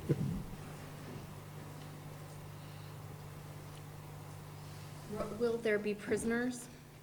Will there be like a holding facility or anything like that? There are two holding cells, if you will, in there, so when they're being brought in by public safety, they're held in there and processed until they're, I don't know if they stay as long to go to court, or if they're transported to another correctional facility. Yeah, if they don't stay overnight, it's not. There's no overnight at all. They go to the correctional center in South Burlington or out of St. Albans. Is there a Sally port in here? Two. Two of them, okay. Those of us who don't know that is. That's where you drive in the building, they can secure the building before they get them out of the car. So the areas now, you can get So you don't have to lock your doors. Well, Will there be any alternative energy on here, since we're really pushing everybody in those directions and you got some great roof lines there? Any considerations for that? Did we talk about solar? We have not looked at solar. We have, as the state of Vermont as a whole, for our energy group that is doing this throughout, we do have some solar panels throughout the state. We are at our max for the limit, so we are no longer allowed to put in additional solar panels at this point in time. This site, because we have natural gas nearby, we're probably going to go with natural gas. There's been talk of potentially geothermal. The other option would be wood pellets, but it probably, we're doing an energy study, haven't decided yet, so geothermal.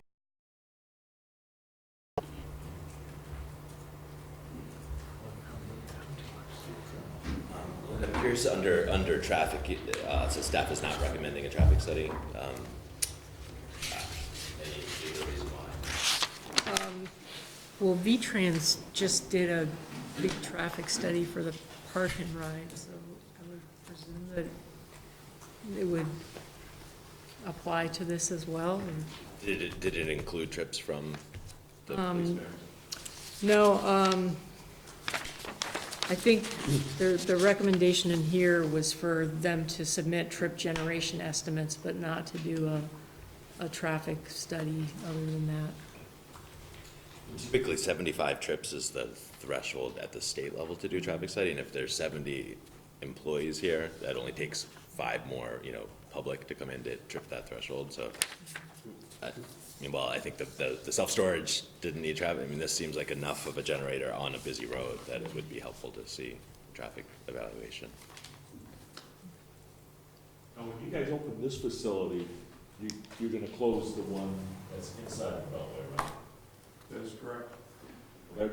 So they're moving their traffic from, instead of fighting to get into the shopping center, they're moving it up the hill, that's all. Right. That's one way to analyze that. I think that was part of the reasoning. Let's see how this new intersection will. That's the other way of analyzing it.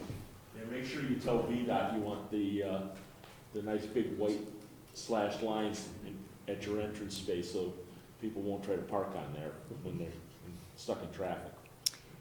Because everyone follows those, right? They do. I think that brings up a good point, though, in terms of, will the existing use be, will it be expanded at all? Or will it be the exact same use as what's currently in the location as it operates? Or I think it's roughly the same, but expanded for future growth for us, but not, in both for the equipment and the people. The Vic is moving in, right? That's down by UPS, there's office space down there in the federal buildings. Those offices will be moving into this facility. okay. They're moving in because they're losing their lease. Okay, so you'll take the existing police barracks and any employees, move them up to the, okay, so the use will increase. Yeah. And can you estimate how many employees will be moved to the new location? The new ones coming in, Yes, about 20 or so. about 20, okay. Okay, so that might be further. Yeah, that's included in this. But I will say that the traffic issues have been a concern as we've looked at any of these sites here, is traffic is going down that hill to a traffic light at the interstate entrance. So it's an area of concern. Well, it's going to be a big area of concern given the park and ride coming in at certain times of the day. Right, the park and ride will address some of that as we understand it. There will be a left turn lane northbound off from Route 2A to get into this access road. So in an attempt to kind of alleviate that backup traffic. Utilizing this southernmost access? Correct. But I'm concerned about the left turn coming out of your facility, That's what I was talking about, coming down the hill. coming down the hill, the left. I've seen that back up past Hurricane on, and that's without a park and ride. Because there's no, there obviously will be a stop sign there, but there won't be a lighted intersection, right? There's no discussion of doing that. There's gonna be a light, there's gonna be a light there, right? At the main entrance? That was up to V-Trans. Yeah, it's up to AOT. So, do you think there's gonna be a light coming out of there? I believe so. Yeah. Okay. It is, or is it? Dave is saying, I believe so.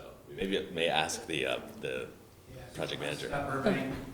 I actually work for VHB, Dave's my boss, so encourage everyone to say I did a good job. But in this instance, I work for V-Trans. As Dave mentioned, we, VHB, are managing the park and ride project, so I guess just to clarify your situation. So originally, we came through, the park and ride has been approved, we have a permit, we could build it. And so what the issue is when we issued the letter of intent, which is part of the 1111 permit, it said that if the site above us to the south was ever developed, our entrance should be moved to the further southern boundary.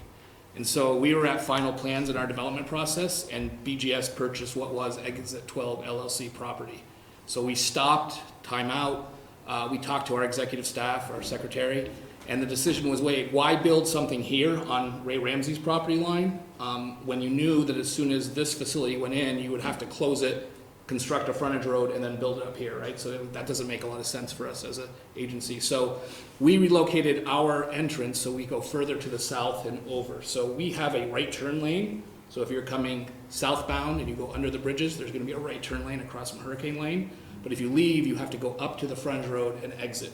And at this time, there is no traffic signal plan for that site because it's not warranted. We don't even need, well, again, we haven't included VSP, but our original traffic study said that a left turn lane was not warranted, but we put one in because we talked to the property owners, and the issue is that it's a hill, and they're sliding, and there was concern about stopping on the hill. So by having people in the left turn lane, it allows these people to move by. The other thing is we're moving it there because of safety, so I don't know if you've looked at the hill, but it's very steep by Hurricane Lane, and where we are, we're on a crest. And so we're actually gonna flatten it, and so it gives you great sight lines to leave the facility. You're gonna flatten 2A? Yeah.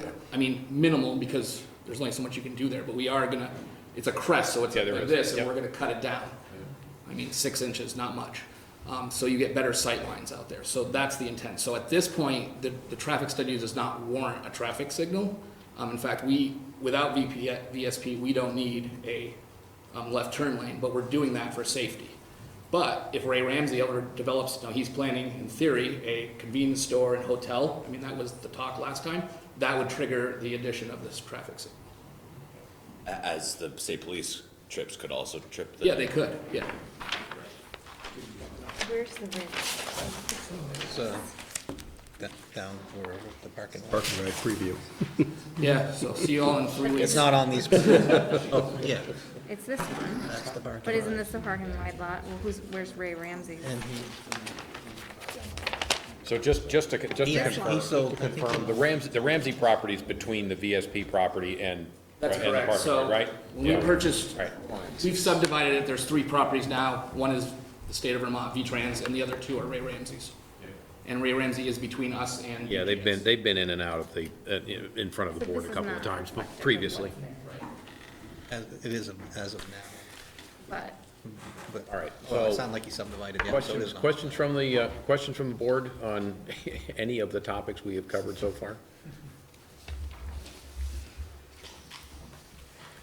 So I do think, just for the record, that Melinda, read through the staff notes. The staff notes are pretty comprehensive, and will provide you with a good guide for your discretionary permit. I have one other question about Yeah. in the staff notes, it says draft as part of one of the proposed conditions, says draft a floating easement for a primitive path. Do you have, I don't know what that means, but floating easement, is that just? It just means that they're not really sure where they want it to go exactly, so make it, the language state that it can be moved and will actually reside at the actual center of the trail when it gets developed. Okay, and where would the easement be? Could somebody point it out on the site plan?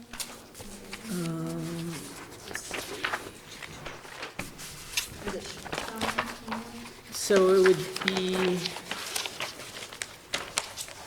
it would be down here at the very bottom, south, or the southeast corner. It would go from where this property line is down here over to 2A. setback? In the setback, yep. Does it say it's a 23-foot setback, or am my eyes Yes, deceiving that's what me? it says. Is that's what the bylaw says? 23, yes. That's what it requires, 23? That's an interesting number. There's no others to question that matter. There's no question about that. It is a funny number, yeah. 23 feet. We have 9, 13, 23, 36, 50, and I could not tell you exactly why those numbers were picked. Not even all prime numbers. Yeah. Maybe that was it. On the gates, Scott, that you mentioned about being, for snow removal, have you thought about using those as sliding gates as opposed to swing gates? Because if you get a really big storm, I wonder if Those gates also overhang a pretty big fill section. I understand that. So- It's only in the really biggest storms that would be. It would have to be a problem. real nor'easter. You dug out a sliding gate? Bet it's easier than the, I had to swing dig gate. out the sliding gate so we could build trucks down at our own, works building. It's ugly. To answer your question, I don't believe sliding gates have been considered at this point.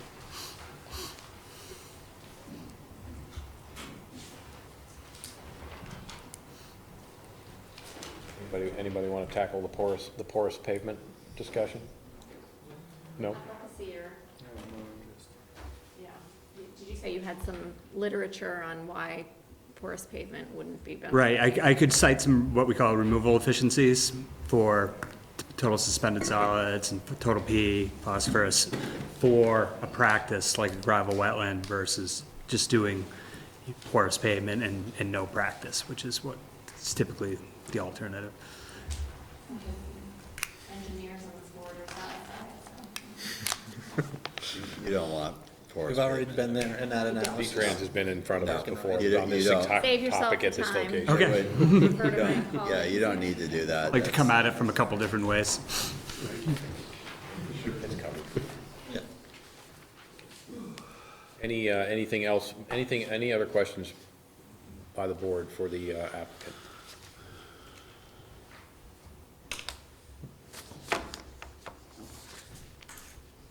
Any questions from the audience? Yes.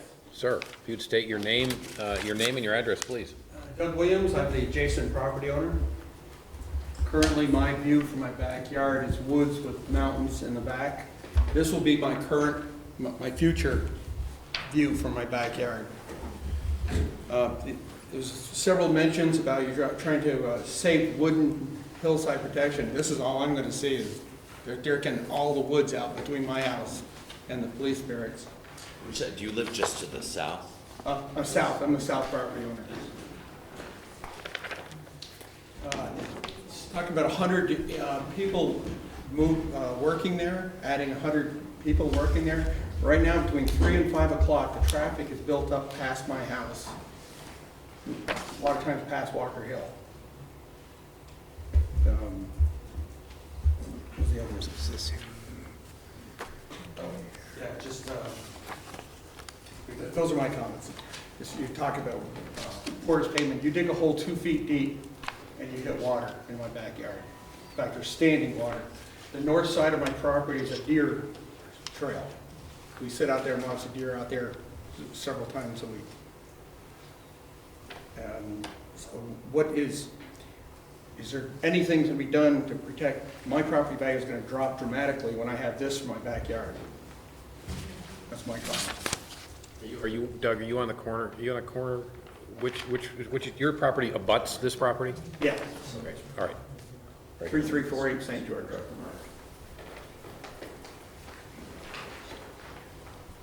Right now, it looks like you're taking all the woods out, clear cutting that whole section. That's what they're talking about. Yeah, that's gonna definitely affect the wildlife back there. And like I said, we have bobcats, deer. And I was wondering, if anything's gonna be done to protect my property? The board can and will discuss that. Okay, Okay? thank you. So you have a concerned neighbor.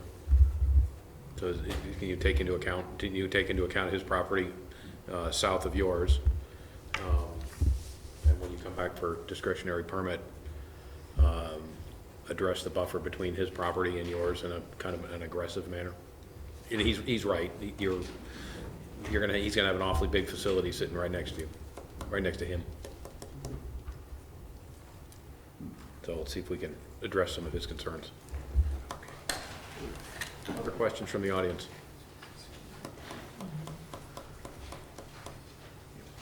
I got some comments. Sure.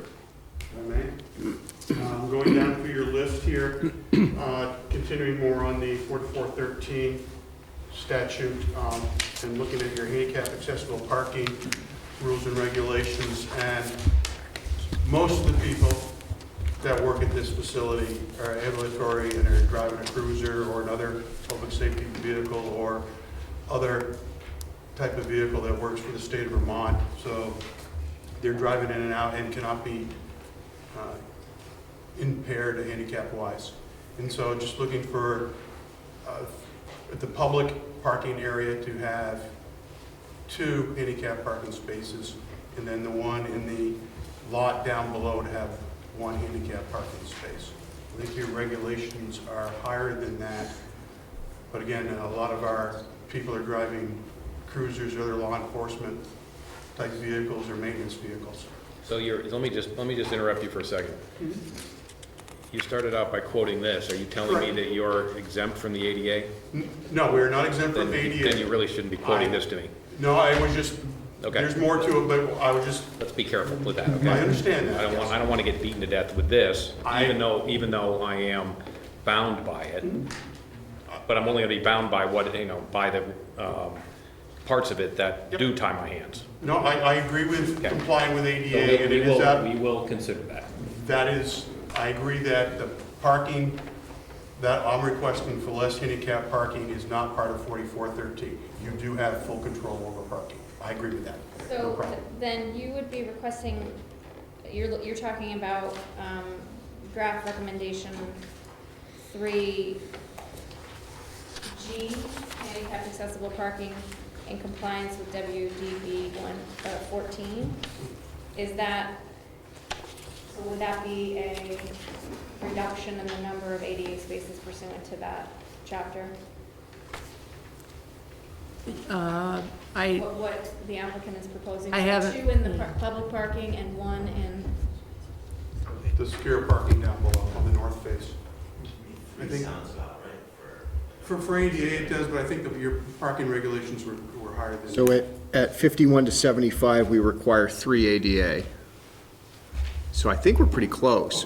so what about, Maybe I misread. Williston at one time, and not the too distant past, had a requirement that was greater than the ADA requirement, and the Planning Commission did vote to dial that back. The other part is this chapter, regardless, gives the DRB the discretion to drop the parking standard down to the federal level, but not below. So, The 3 were good. But I guess it depends if you're counting the upper parking that's secure as parking or Right, storage. but anybody who's parking beyond that is a cruiser or other somebody else who has to be mobile, part of their job description. But I guess the ADA count is based on total number of parking spaces, right? well, so, I think as Melinda's staff report kind of alludes to, there's things going on that involve storing vehicles, transitioning in and out of vehicles, arriving in a personal vehicle, swapping a vehicle out, all those kinds of things that are very different from, parking at an office building or a shopping center.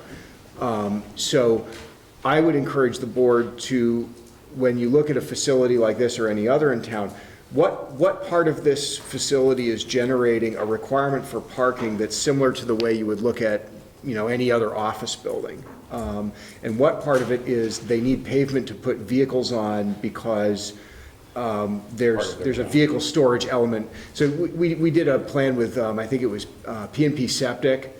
They had this double and triple loaded parking that, just, there's no parking space design that lets you put 3 vehicles end to end in a space. But they said, basically this is where we keep the trucks. And it works for us. People come in and out. And so context is important. So I would look at this and say, how much of this is really generating parking like we would see it if it was an office building, and then base, all of those other parking requirements on that, and understand the rest of that pavement, it might be striped like a parking lot, but it's really serving that functional use of the site. Some of it might be behind the gate, some of it might not be behind the gate, but, I think there's some flexibility in the bylaw there for you to interpret what's that baseline number that's then gonna generate your ADA requirement, then go from there. Yeah, this used to be bigger, he might have an old. Bicycle portion. I have no problem providing exterior bicycle parking, but again, a lot of our people are arriving in vehicles because they're required to have vehicles. So to the requirement of internal storage, we have plenty of storage that if a public safety officer for some reason was riding a bicycle, they could certainly be parking in the garage, and that would be an issue. There are locker rooms, but I don't think that is something that we're looking to want to incorporate into our facilities. How many, you told us how many people are we going to be working on site. What's the staff load? So non-officer, coming and going with a cruiser, with a car. Staff has probably about 20 or so, or 10 to 20 during that. That's not sworn. I read in here, there's a call center. You have a 911 center as well? Currently, That's the call center? right here. And then the rest, everyone else is sworn officer. Okay, 10 all right. to 15. And you have the, we talked about it earlier, you have the other office located in another site, going to be locating as We're well? all sworn. Okay, all right. All right. What else you got on your list? And the last one that I have is that, as much as I probably would want to, but I can't agree to the easement of the trail, we'd be more than interested to look at that separately. But that's not something that I can do through my office of design and construction. We can certainly do that through our property management office, and we don't have a problem with giving an easement for the trail. There are some potential issues that we're looking at on the south boundary that with V-Trans put in the access road, there's a berm going in, and that might be an issue with that berm and having the people walk along there. But there's plenty of property out back through the woods and wetlands that we would certainly consider something on the back of that. But I don't know how to, other than you, the board, to look at that, to take that out of that and address it separately. So Melinda, the easement comes in on the back of Mr. Williams' property? Is that what I understand? Yeah, that's correct. So, is it on Mr. Williams' property, or is it It's, to the west of Mr. Williams? it's to the west. It goes through the very north end of this property, Lacasse property. Just up short of your property, that easement? Yeah. I don't think it was. So it's that solid wavy line, right? I don't think it's not shown on here. Oh, it's not shown? Okay. But it's shown on the, I mean, is there any way that it can head west as opposed to heading east? well, the idea is that they wanted to connect, to a facility on 2A and then eventually make a connection to Hurricane Lane. That was the idea behind it. There's a berm that's proposed by V-Trans that you'll see shortly. So people coming south from the parking lot up the hill, if you were to drive straight into Williams's property, there's gonna be a berm there. It's gonna be very heavily planted. So people trying to walk through that, it's gonna be impossible. It's gonna force them in front of our intersection. Police leaving in a hurry, people coming across that, it's just not gonna see. So I think There's no facility currently on 2A for people to get across at all, if that's really what we're talking about. There's nothing So- there. There's nothing there. So it'd be better if it were kind of behind our facility to the west and get down toward the parking lot eventually, and then go from there toward Hurricane Lane. But Where's the trail trying to go? Where are the two endpoints? So basically, it's trying to go kind of this way. Yeah. Putting a path in there? So the town currently, the town, yeah. Would this map be helpful that shows all the multiple tracks? Yeah, so the town currently has a trail easement that it goes across the north end of this property here and stops right at your property. Oh, okay. Yeah, so we don't have a trail there, but there's an easement for a There's a- potential trail. There's a huge ditch right there. Yeah. It comes down here, back of mine, and goes through. That's about 8 feet deep. Okay.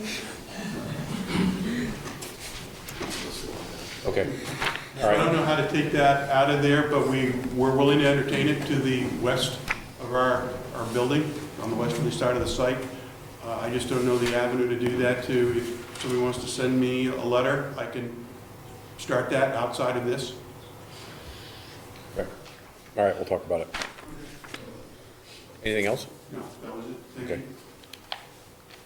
So when you say outside of this, it would still show up on the discretionary permit application though, right? I probably could not agree to that, because I don't have that authority through 4413 in that case. And if we had to go to environmental court or something like that, I don't see that. But we don't, with the west side of the property, don't have a problem with that, but it just can't be a condition. So how would the town, so what mechanism would the town use to gain an easement on the west side of the property if it did not come through a conditions of approval? My good word. Perfect. I've been told I can't leave for another 10 years. But I'm not trying to get out of it, but I am proposing that we could entertain something on the western side of the property, because I don't think for the short stint on the south side of the property would work perhaps best, but because of the berm and everything else, that's not it, so it would be to the north, but it is also outside of this.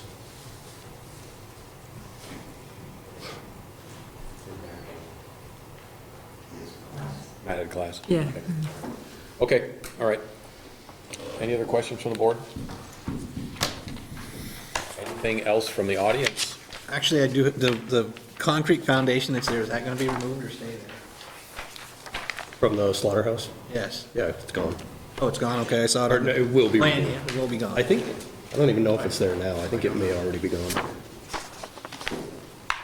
Okay. One more time, audience, board, applicant, all set? Thank you for coming. Thank you.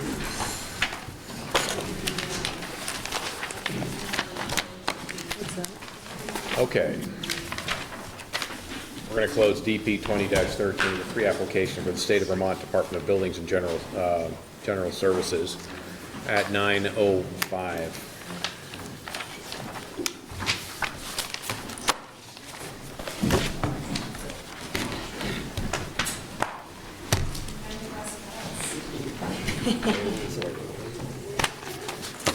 Not my latest.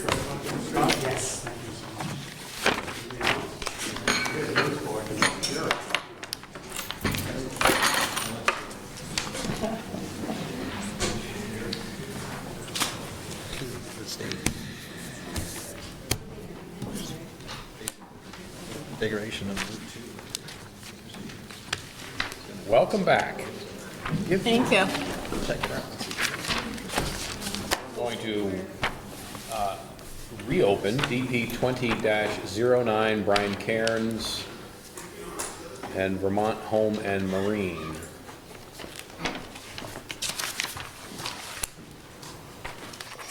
It's CD Cairns Irrevocable Trust. We're going to reopen it at 9:06. Okay.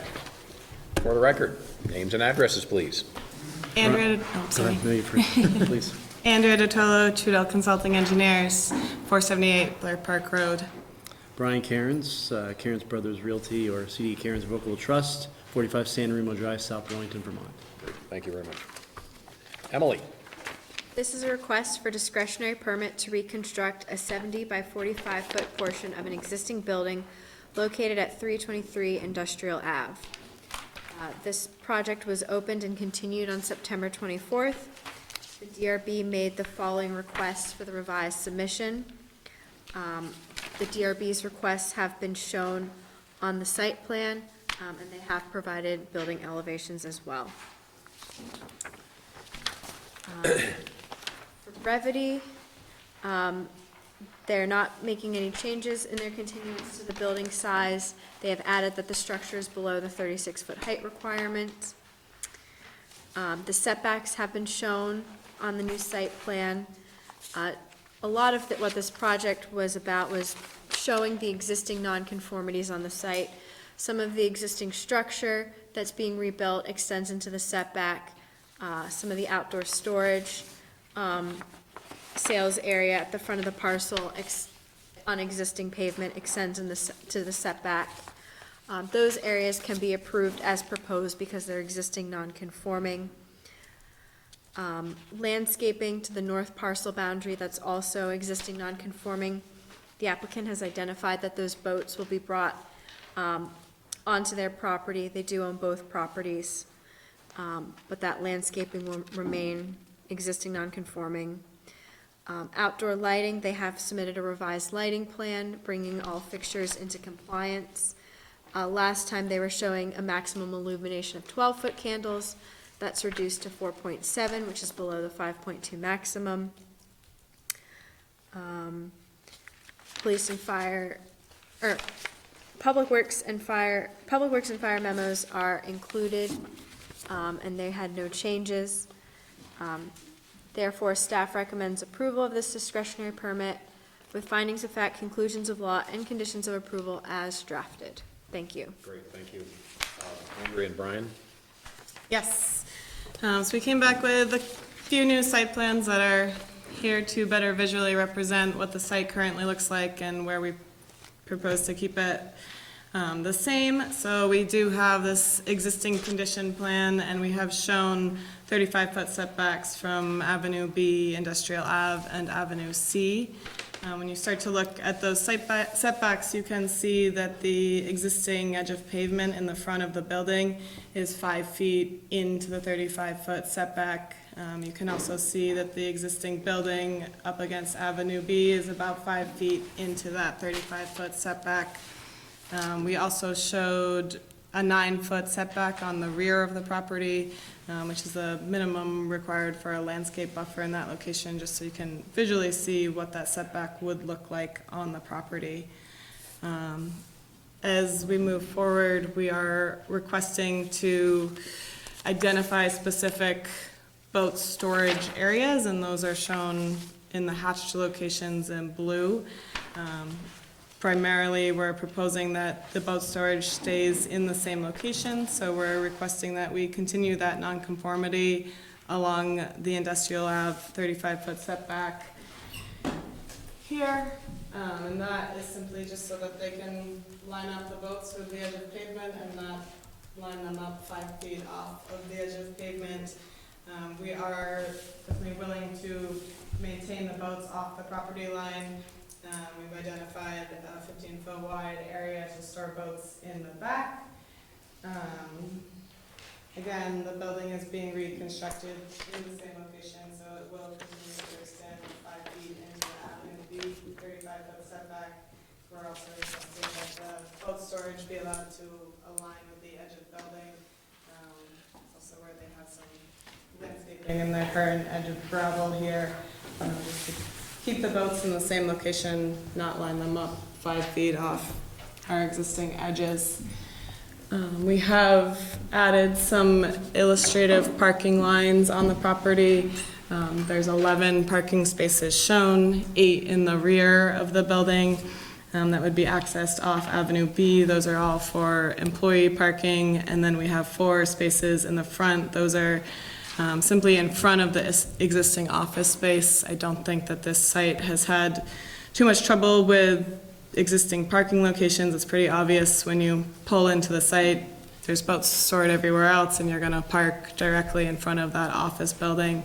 The employee parking is then fairly obvious in the back, and it is arranged so that they maintain access into the doors off the back of the existing office building and the reconstructed building.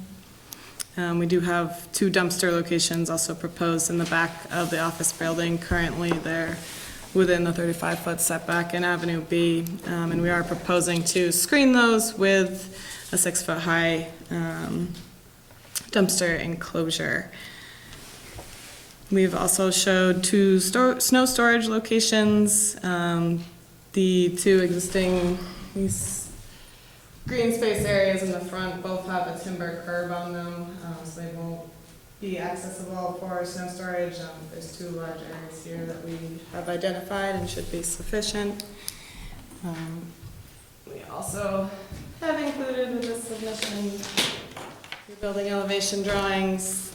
The building's approximately 33 feet tall, so it is taller than the previous building that was there, but it should be quite the improvement to that old Garden center building. And this again will be used for storage of boats, just like the previous building was. And then as far as the lighting plan goes, the first lighting plan was based off some old information that we had in our plans, and we did go back out to the site, survey the actual lights that are out there. So all of the lights on the existing building represent what are out there today. We have 5 proposed lights on the new building. All of those will be LED downshielded lights, and the site is designed to comply with the lighting regulations. And again, those parking spaces in the front of the office building would be lit, but not necessarily lighting across all of the paved areas on site.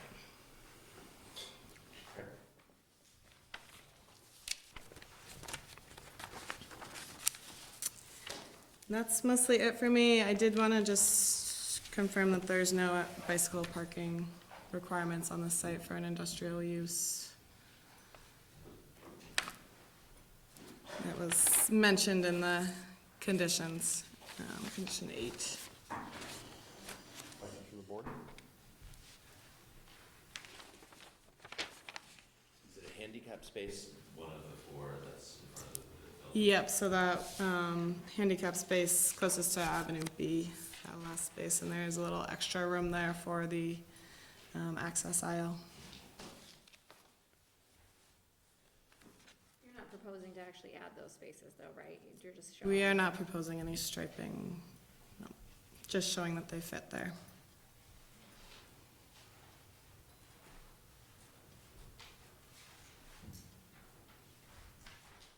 Other than the 5-foot encroachment of the building that's proposed, that'll stay from the 5, they'll stay encroaching 5 feet. Yep, yep. And you mentioned another encroachment, but I'm not seeing it. Yeah. Yeah, I see that one. That's the 5-foot one now. So there's an encroachment here in the front. There's a small encroachment here, and this is just the edge of, like a mixed gravel grass here, but it just aligns with the existing edge of building, so a 5-foot encroachment there. And Okay, I see then that one. What was the first one you mentioned? in the front here. But what's the encroachment? Oh, the pavement? Is Yeah, so encroaching? the pavement extends 5 feet into that 35-foot setback, and we're also proposing that the boat sales area in that location extend 5 feet into the setback, just to align with the edge of pavement.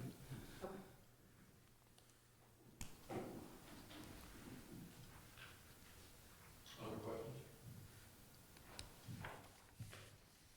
So my one comment would be, thank you for doing the site plan. It's great to get an updated site plan. Do you think you're gonna be able to get your tenant to abide by it Conform to longer the, than conform to the, first 10 minutes? I will certainly try. And I'll make it pretty clear to him this is what we got approval for. The board would appreciate it, and the town would appreciate it if they would do that. Yes. You know, moving boats around, they're not gonna be paying attention to where the outdrive's sitting, and Understood. I will have that discussion with my tenant. so it's nice to get it cleaned up and on the record. Any other questions? Any other questions from the board? Any other questions from the audience? Thank you for your time. We Thank you. appreciate it. Thank you. Okay, we're going to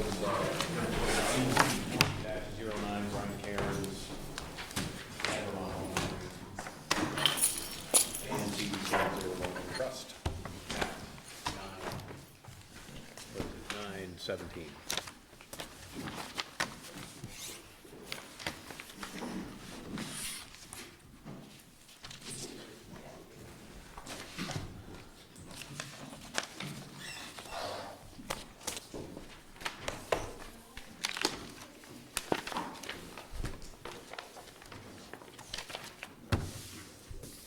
Okay.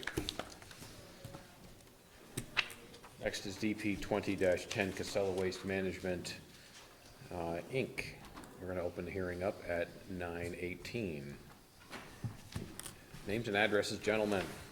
Nick Smith, Lamoureux and Dickinson, 14 Morris Drive, Essex.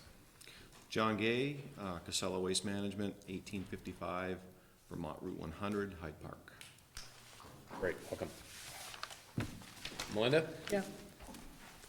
This is a request for discretionary permit review of a proposal to add a 6,045 square foot building addition to an existing structure at 217 Avenue C and 220 Avenue B in the industrial zoning district west.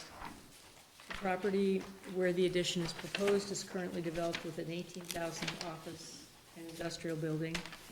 The subject parcels are a portion of 4 adjacent parcels owned and operated together by the applicant, Casella Waste Management.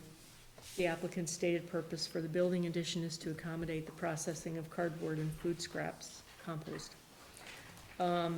This project was reviewed by the DRB on September 24th, 2019. At that time, the DRB chose to continue the hearing to October 22nd to give the applicant time to submit elevations for the proposed building addition. In the interim, the applicant has also chosen to reduce the size of the proposed addition, which reduces the extent of the proposed site improvements as well. New plans, including building elevations, have been attached to the staff report. As discussed on 9/22, the applicant is also moving forward with a boundary plat to dissolve the lines between all 4 adjacent parcels under its control. Staff is recommending approval with revised findings of fact and conclusions of law based on the newly revised plans. That's all. Okay.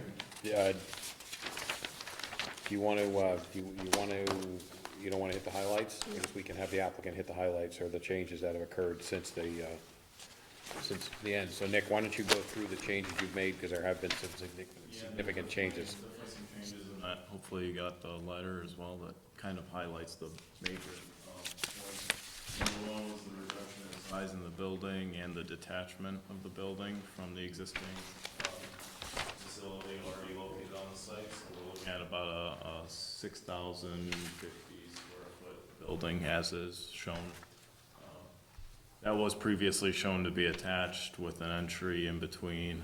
At this point, the applicant's still looking to provide some kind of interim entry that can access some of the loading docks off of Avenue C there, but they won't be, the building will be completely detached. So the interior processing has also been reduced to essentially just be limited to the organic processing of waste material. As you can see, there's still the interior OPS system and the same holding tank that we previously proposed. We do plan to do some pavement improvements just for grading. Obviously, we're pitching away from the building, the existing structure and the proposed structure.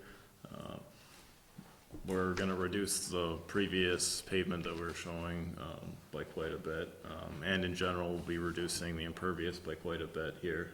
At this point, we're essentially reducing a small area, as you can see along here, just to provide some drainage between the buildings. But we're adding about that same amount of impervious in this area. Still proposing to treat the stormwater from the shed roof in the back infiltration basin. Still proposing the type 3 landscape buffer.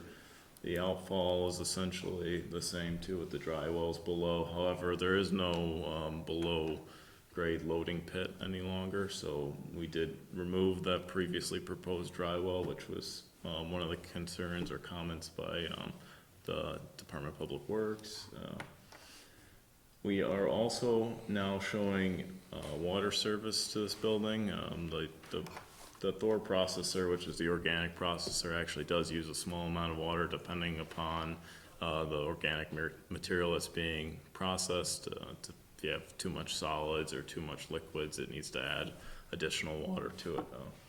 We've we've sent a set of the revised plans over to Public Works as well for their review, and they've had a few comments on just the general interior operations on that, but I think we're coming to some final design for that. Essentially, they just wanted to make sure that there was no cross-contamination with the water system, but we're going to show the standard double check backflow preventer, which should satisfy their concerns. Exterior lighting is essentially the same. We've reduced to one fixture, but the light levels are pretty similar to what they were previously. And we are now showing the, I guess you would say, 4 boundary lines between the projects to all be dissolved rather than just the one to the south.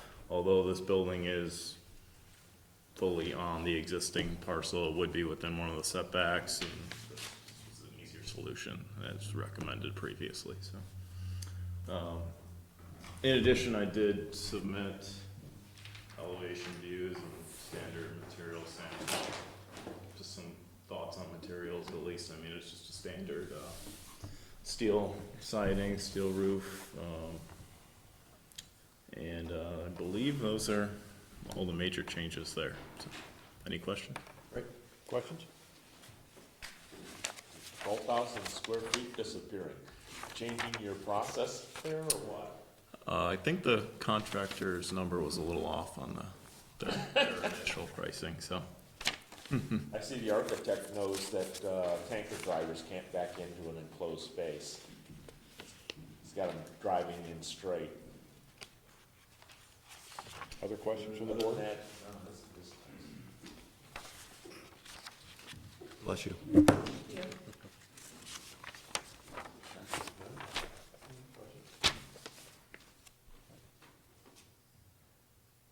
else you want to add? Nice job, Nick. Great. Last questions? Gentlemen, nice day. What's left of it? We should have done them first, as short as they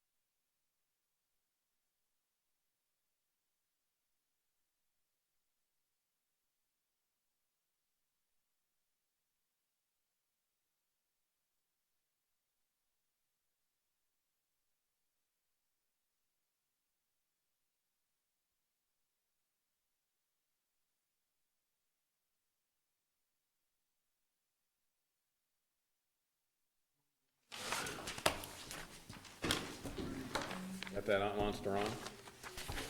Okay, it's 10:25 on Tuesday, October 22. The Town of Williston's Development Review Board is out of deliberation.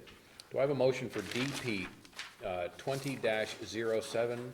It's a pre-app for Extra Space Storage Co. As authorized by WDB 6.6.3, I, Peter Kelly, move that the Williston Development Review Board, having reviewed the application submitted and all accompanying materials, including the recommendations of the town staff and the advisory boards required to comment on this application by the Williston Development Bylaw, and having heard and duly considered the testimony presented at the public hearing of October 22nd, 2019, accept the recommendations proposed by staff for the review of DP 20-07 and authorize this application to move forward to discretionary permit review. We have one change to the draft recommendation. The change is in draft recommendation number 4, which has 4 sub-conditions, and we are going to strike sub-condition number 4, which reads, Public Works Standards call for a cul-de-sac. So that is going to be struck. And then we are going to add several additional draft recommendations. Draft recommendation number 7 reads as follows. Discretionary permit shall make provisions for snow storage. Number 8, discretionary permit shall follow the lighting requirement of approved project DP 19-06, More Ways Storage.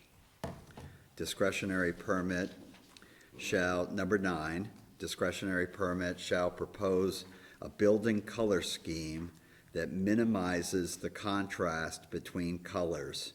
The photo distributed during the hearing of a facility with green doors, a green roof, and beige siding is not considered to meet this recommendation. Number 10, discretionary permit shall aggressively landscape the 50-foot buffer along Route 2 to heavily screen the buildings. Number 11, discretionary permit shall indicate the fence color as black. I'd like to add the word wetland in front of buffer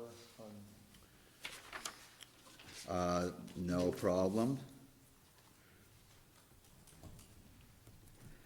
So, rereading number 10, discretionary permit shall aggressively landscape the 50-foot wetland buffer along Route 2 to heavily screen the buildings. Everybody okay with that? All right. Do I have a second? Second. All seconds it. Any further discussion? All in favor? Aye. Aye. 7 ayes, no nays, motion carries. Do I have a motion for DP 20-13, Vermont Public Safety Facility, State of Vermont?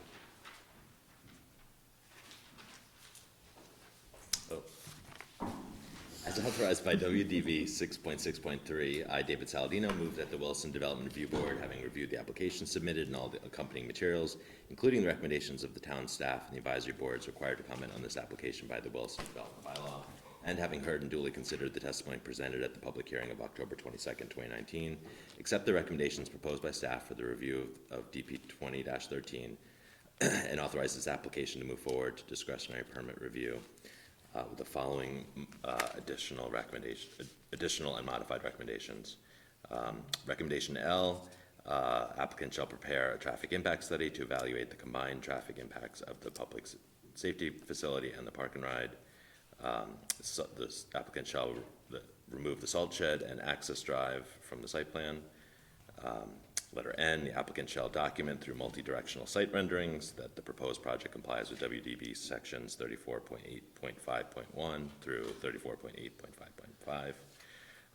Letter P, strike Conservation Commission recommendation number 6, requiring porous pavement.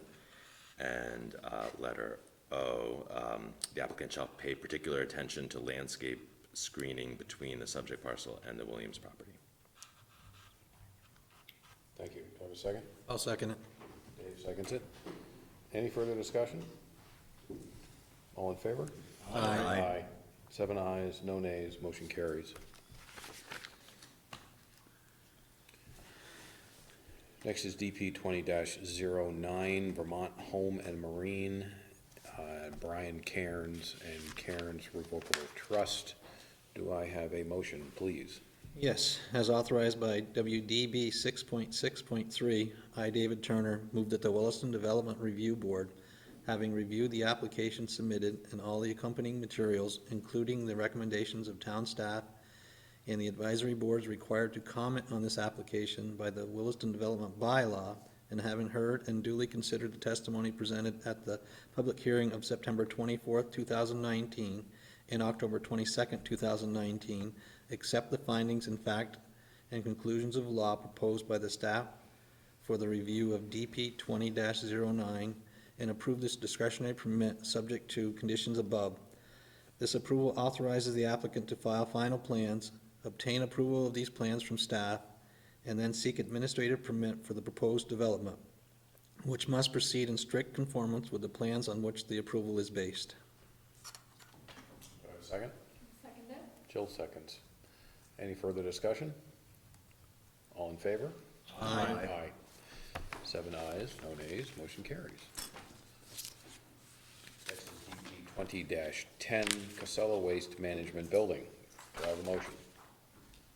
As authorized by WPB 6.6.3I, Paul Christensen, move that the Williston Development Review Board, having reviewed the application submitted and all the accompanying materials, including the recommendations of the town staff and the advisory boards required to comment on this application by the Williston Development Bylaw, and having heard and duly considered the testimony presented at the public hearings of September 24 and October 22nd of 2019, accept the findings of fact and conclusions of the law proposed by the staff for the review of the DP 20-10 and approve this discretionary permit subject to conditions above.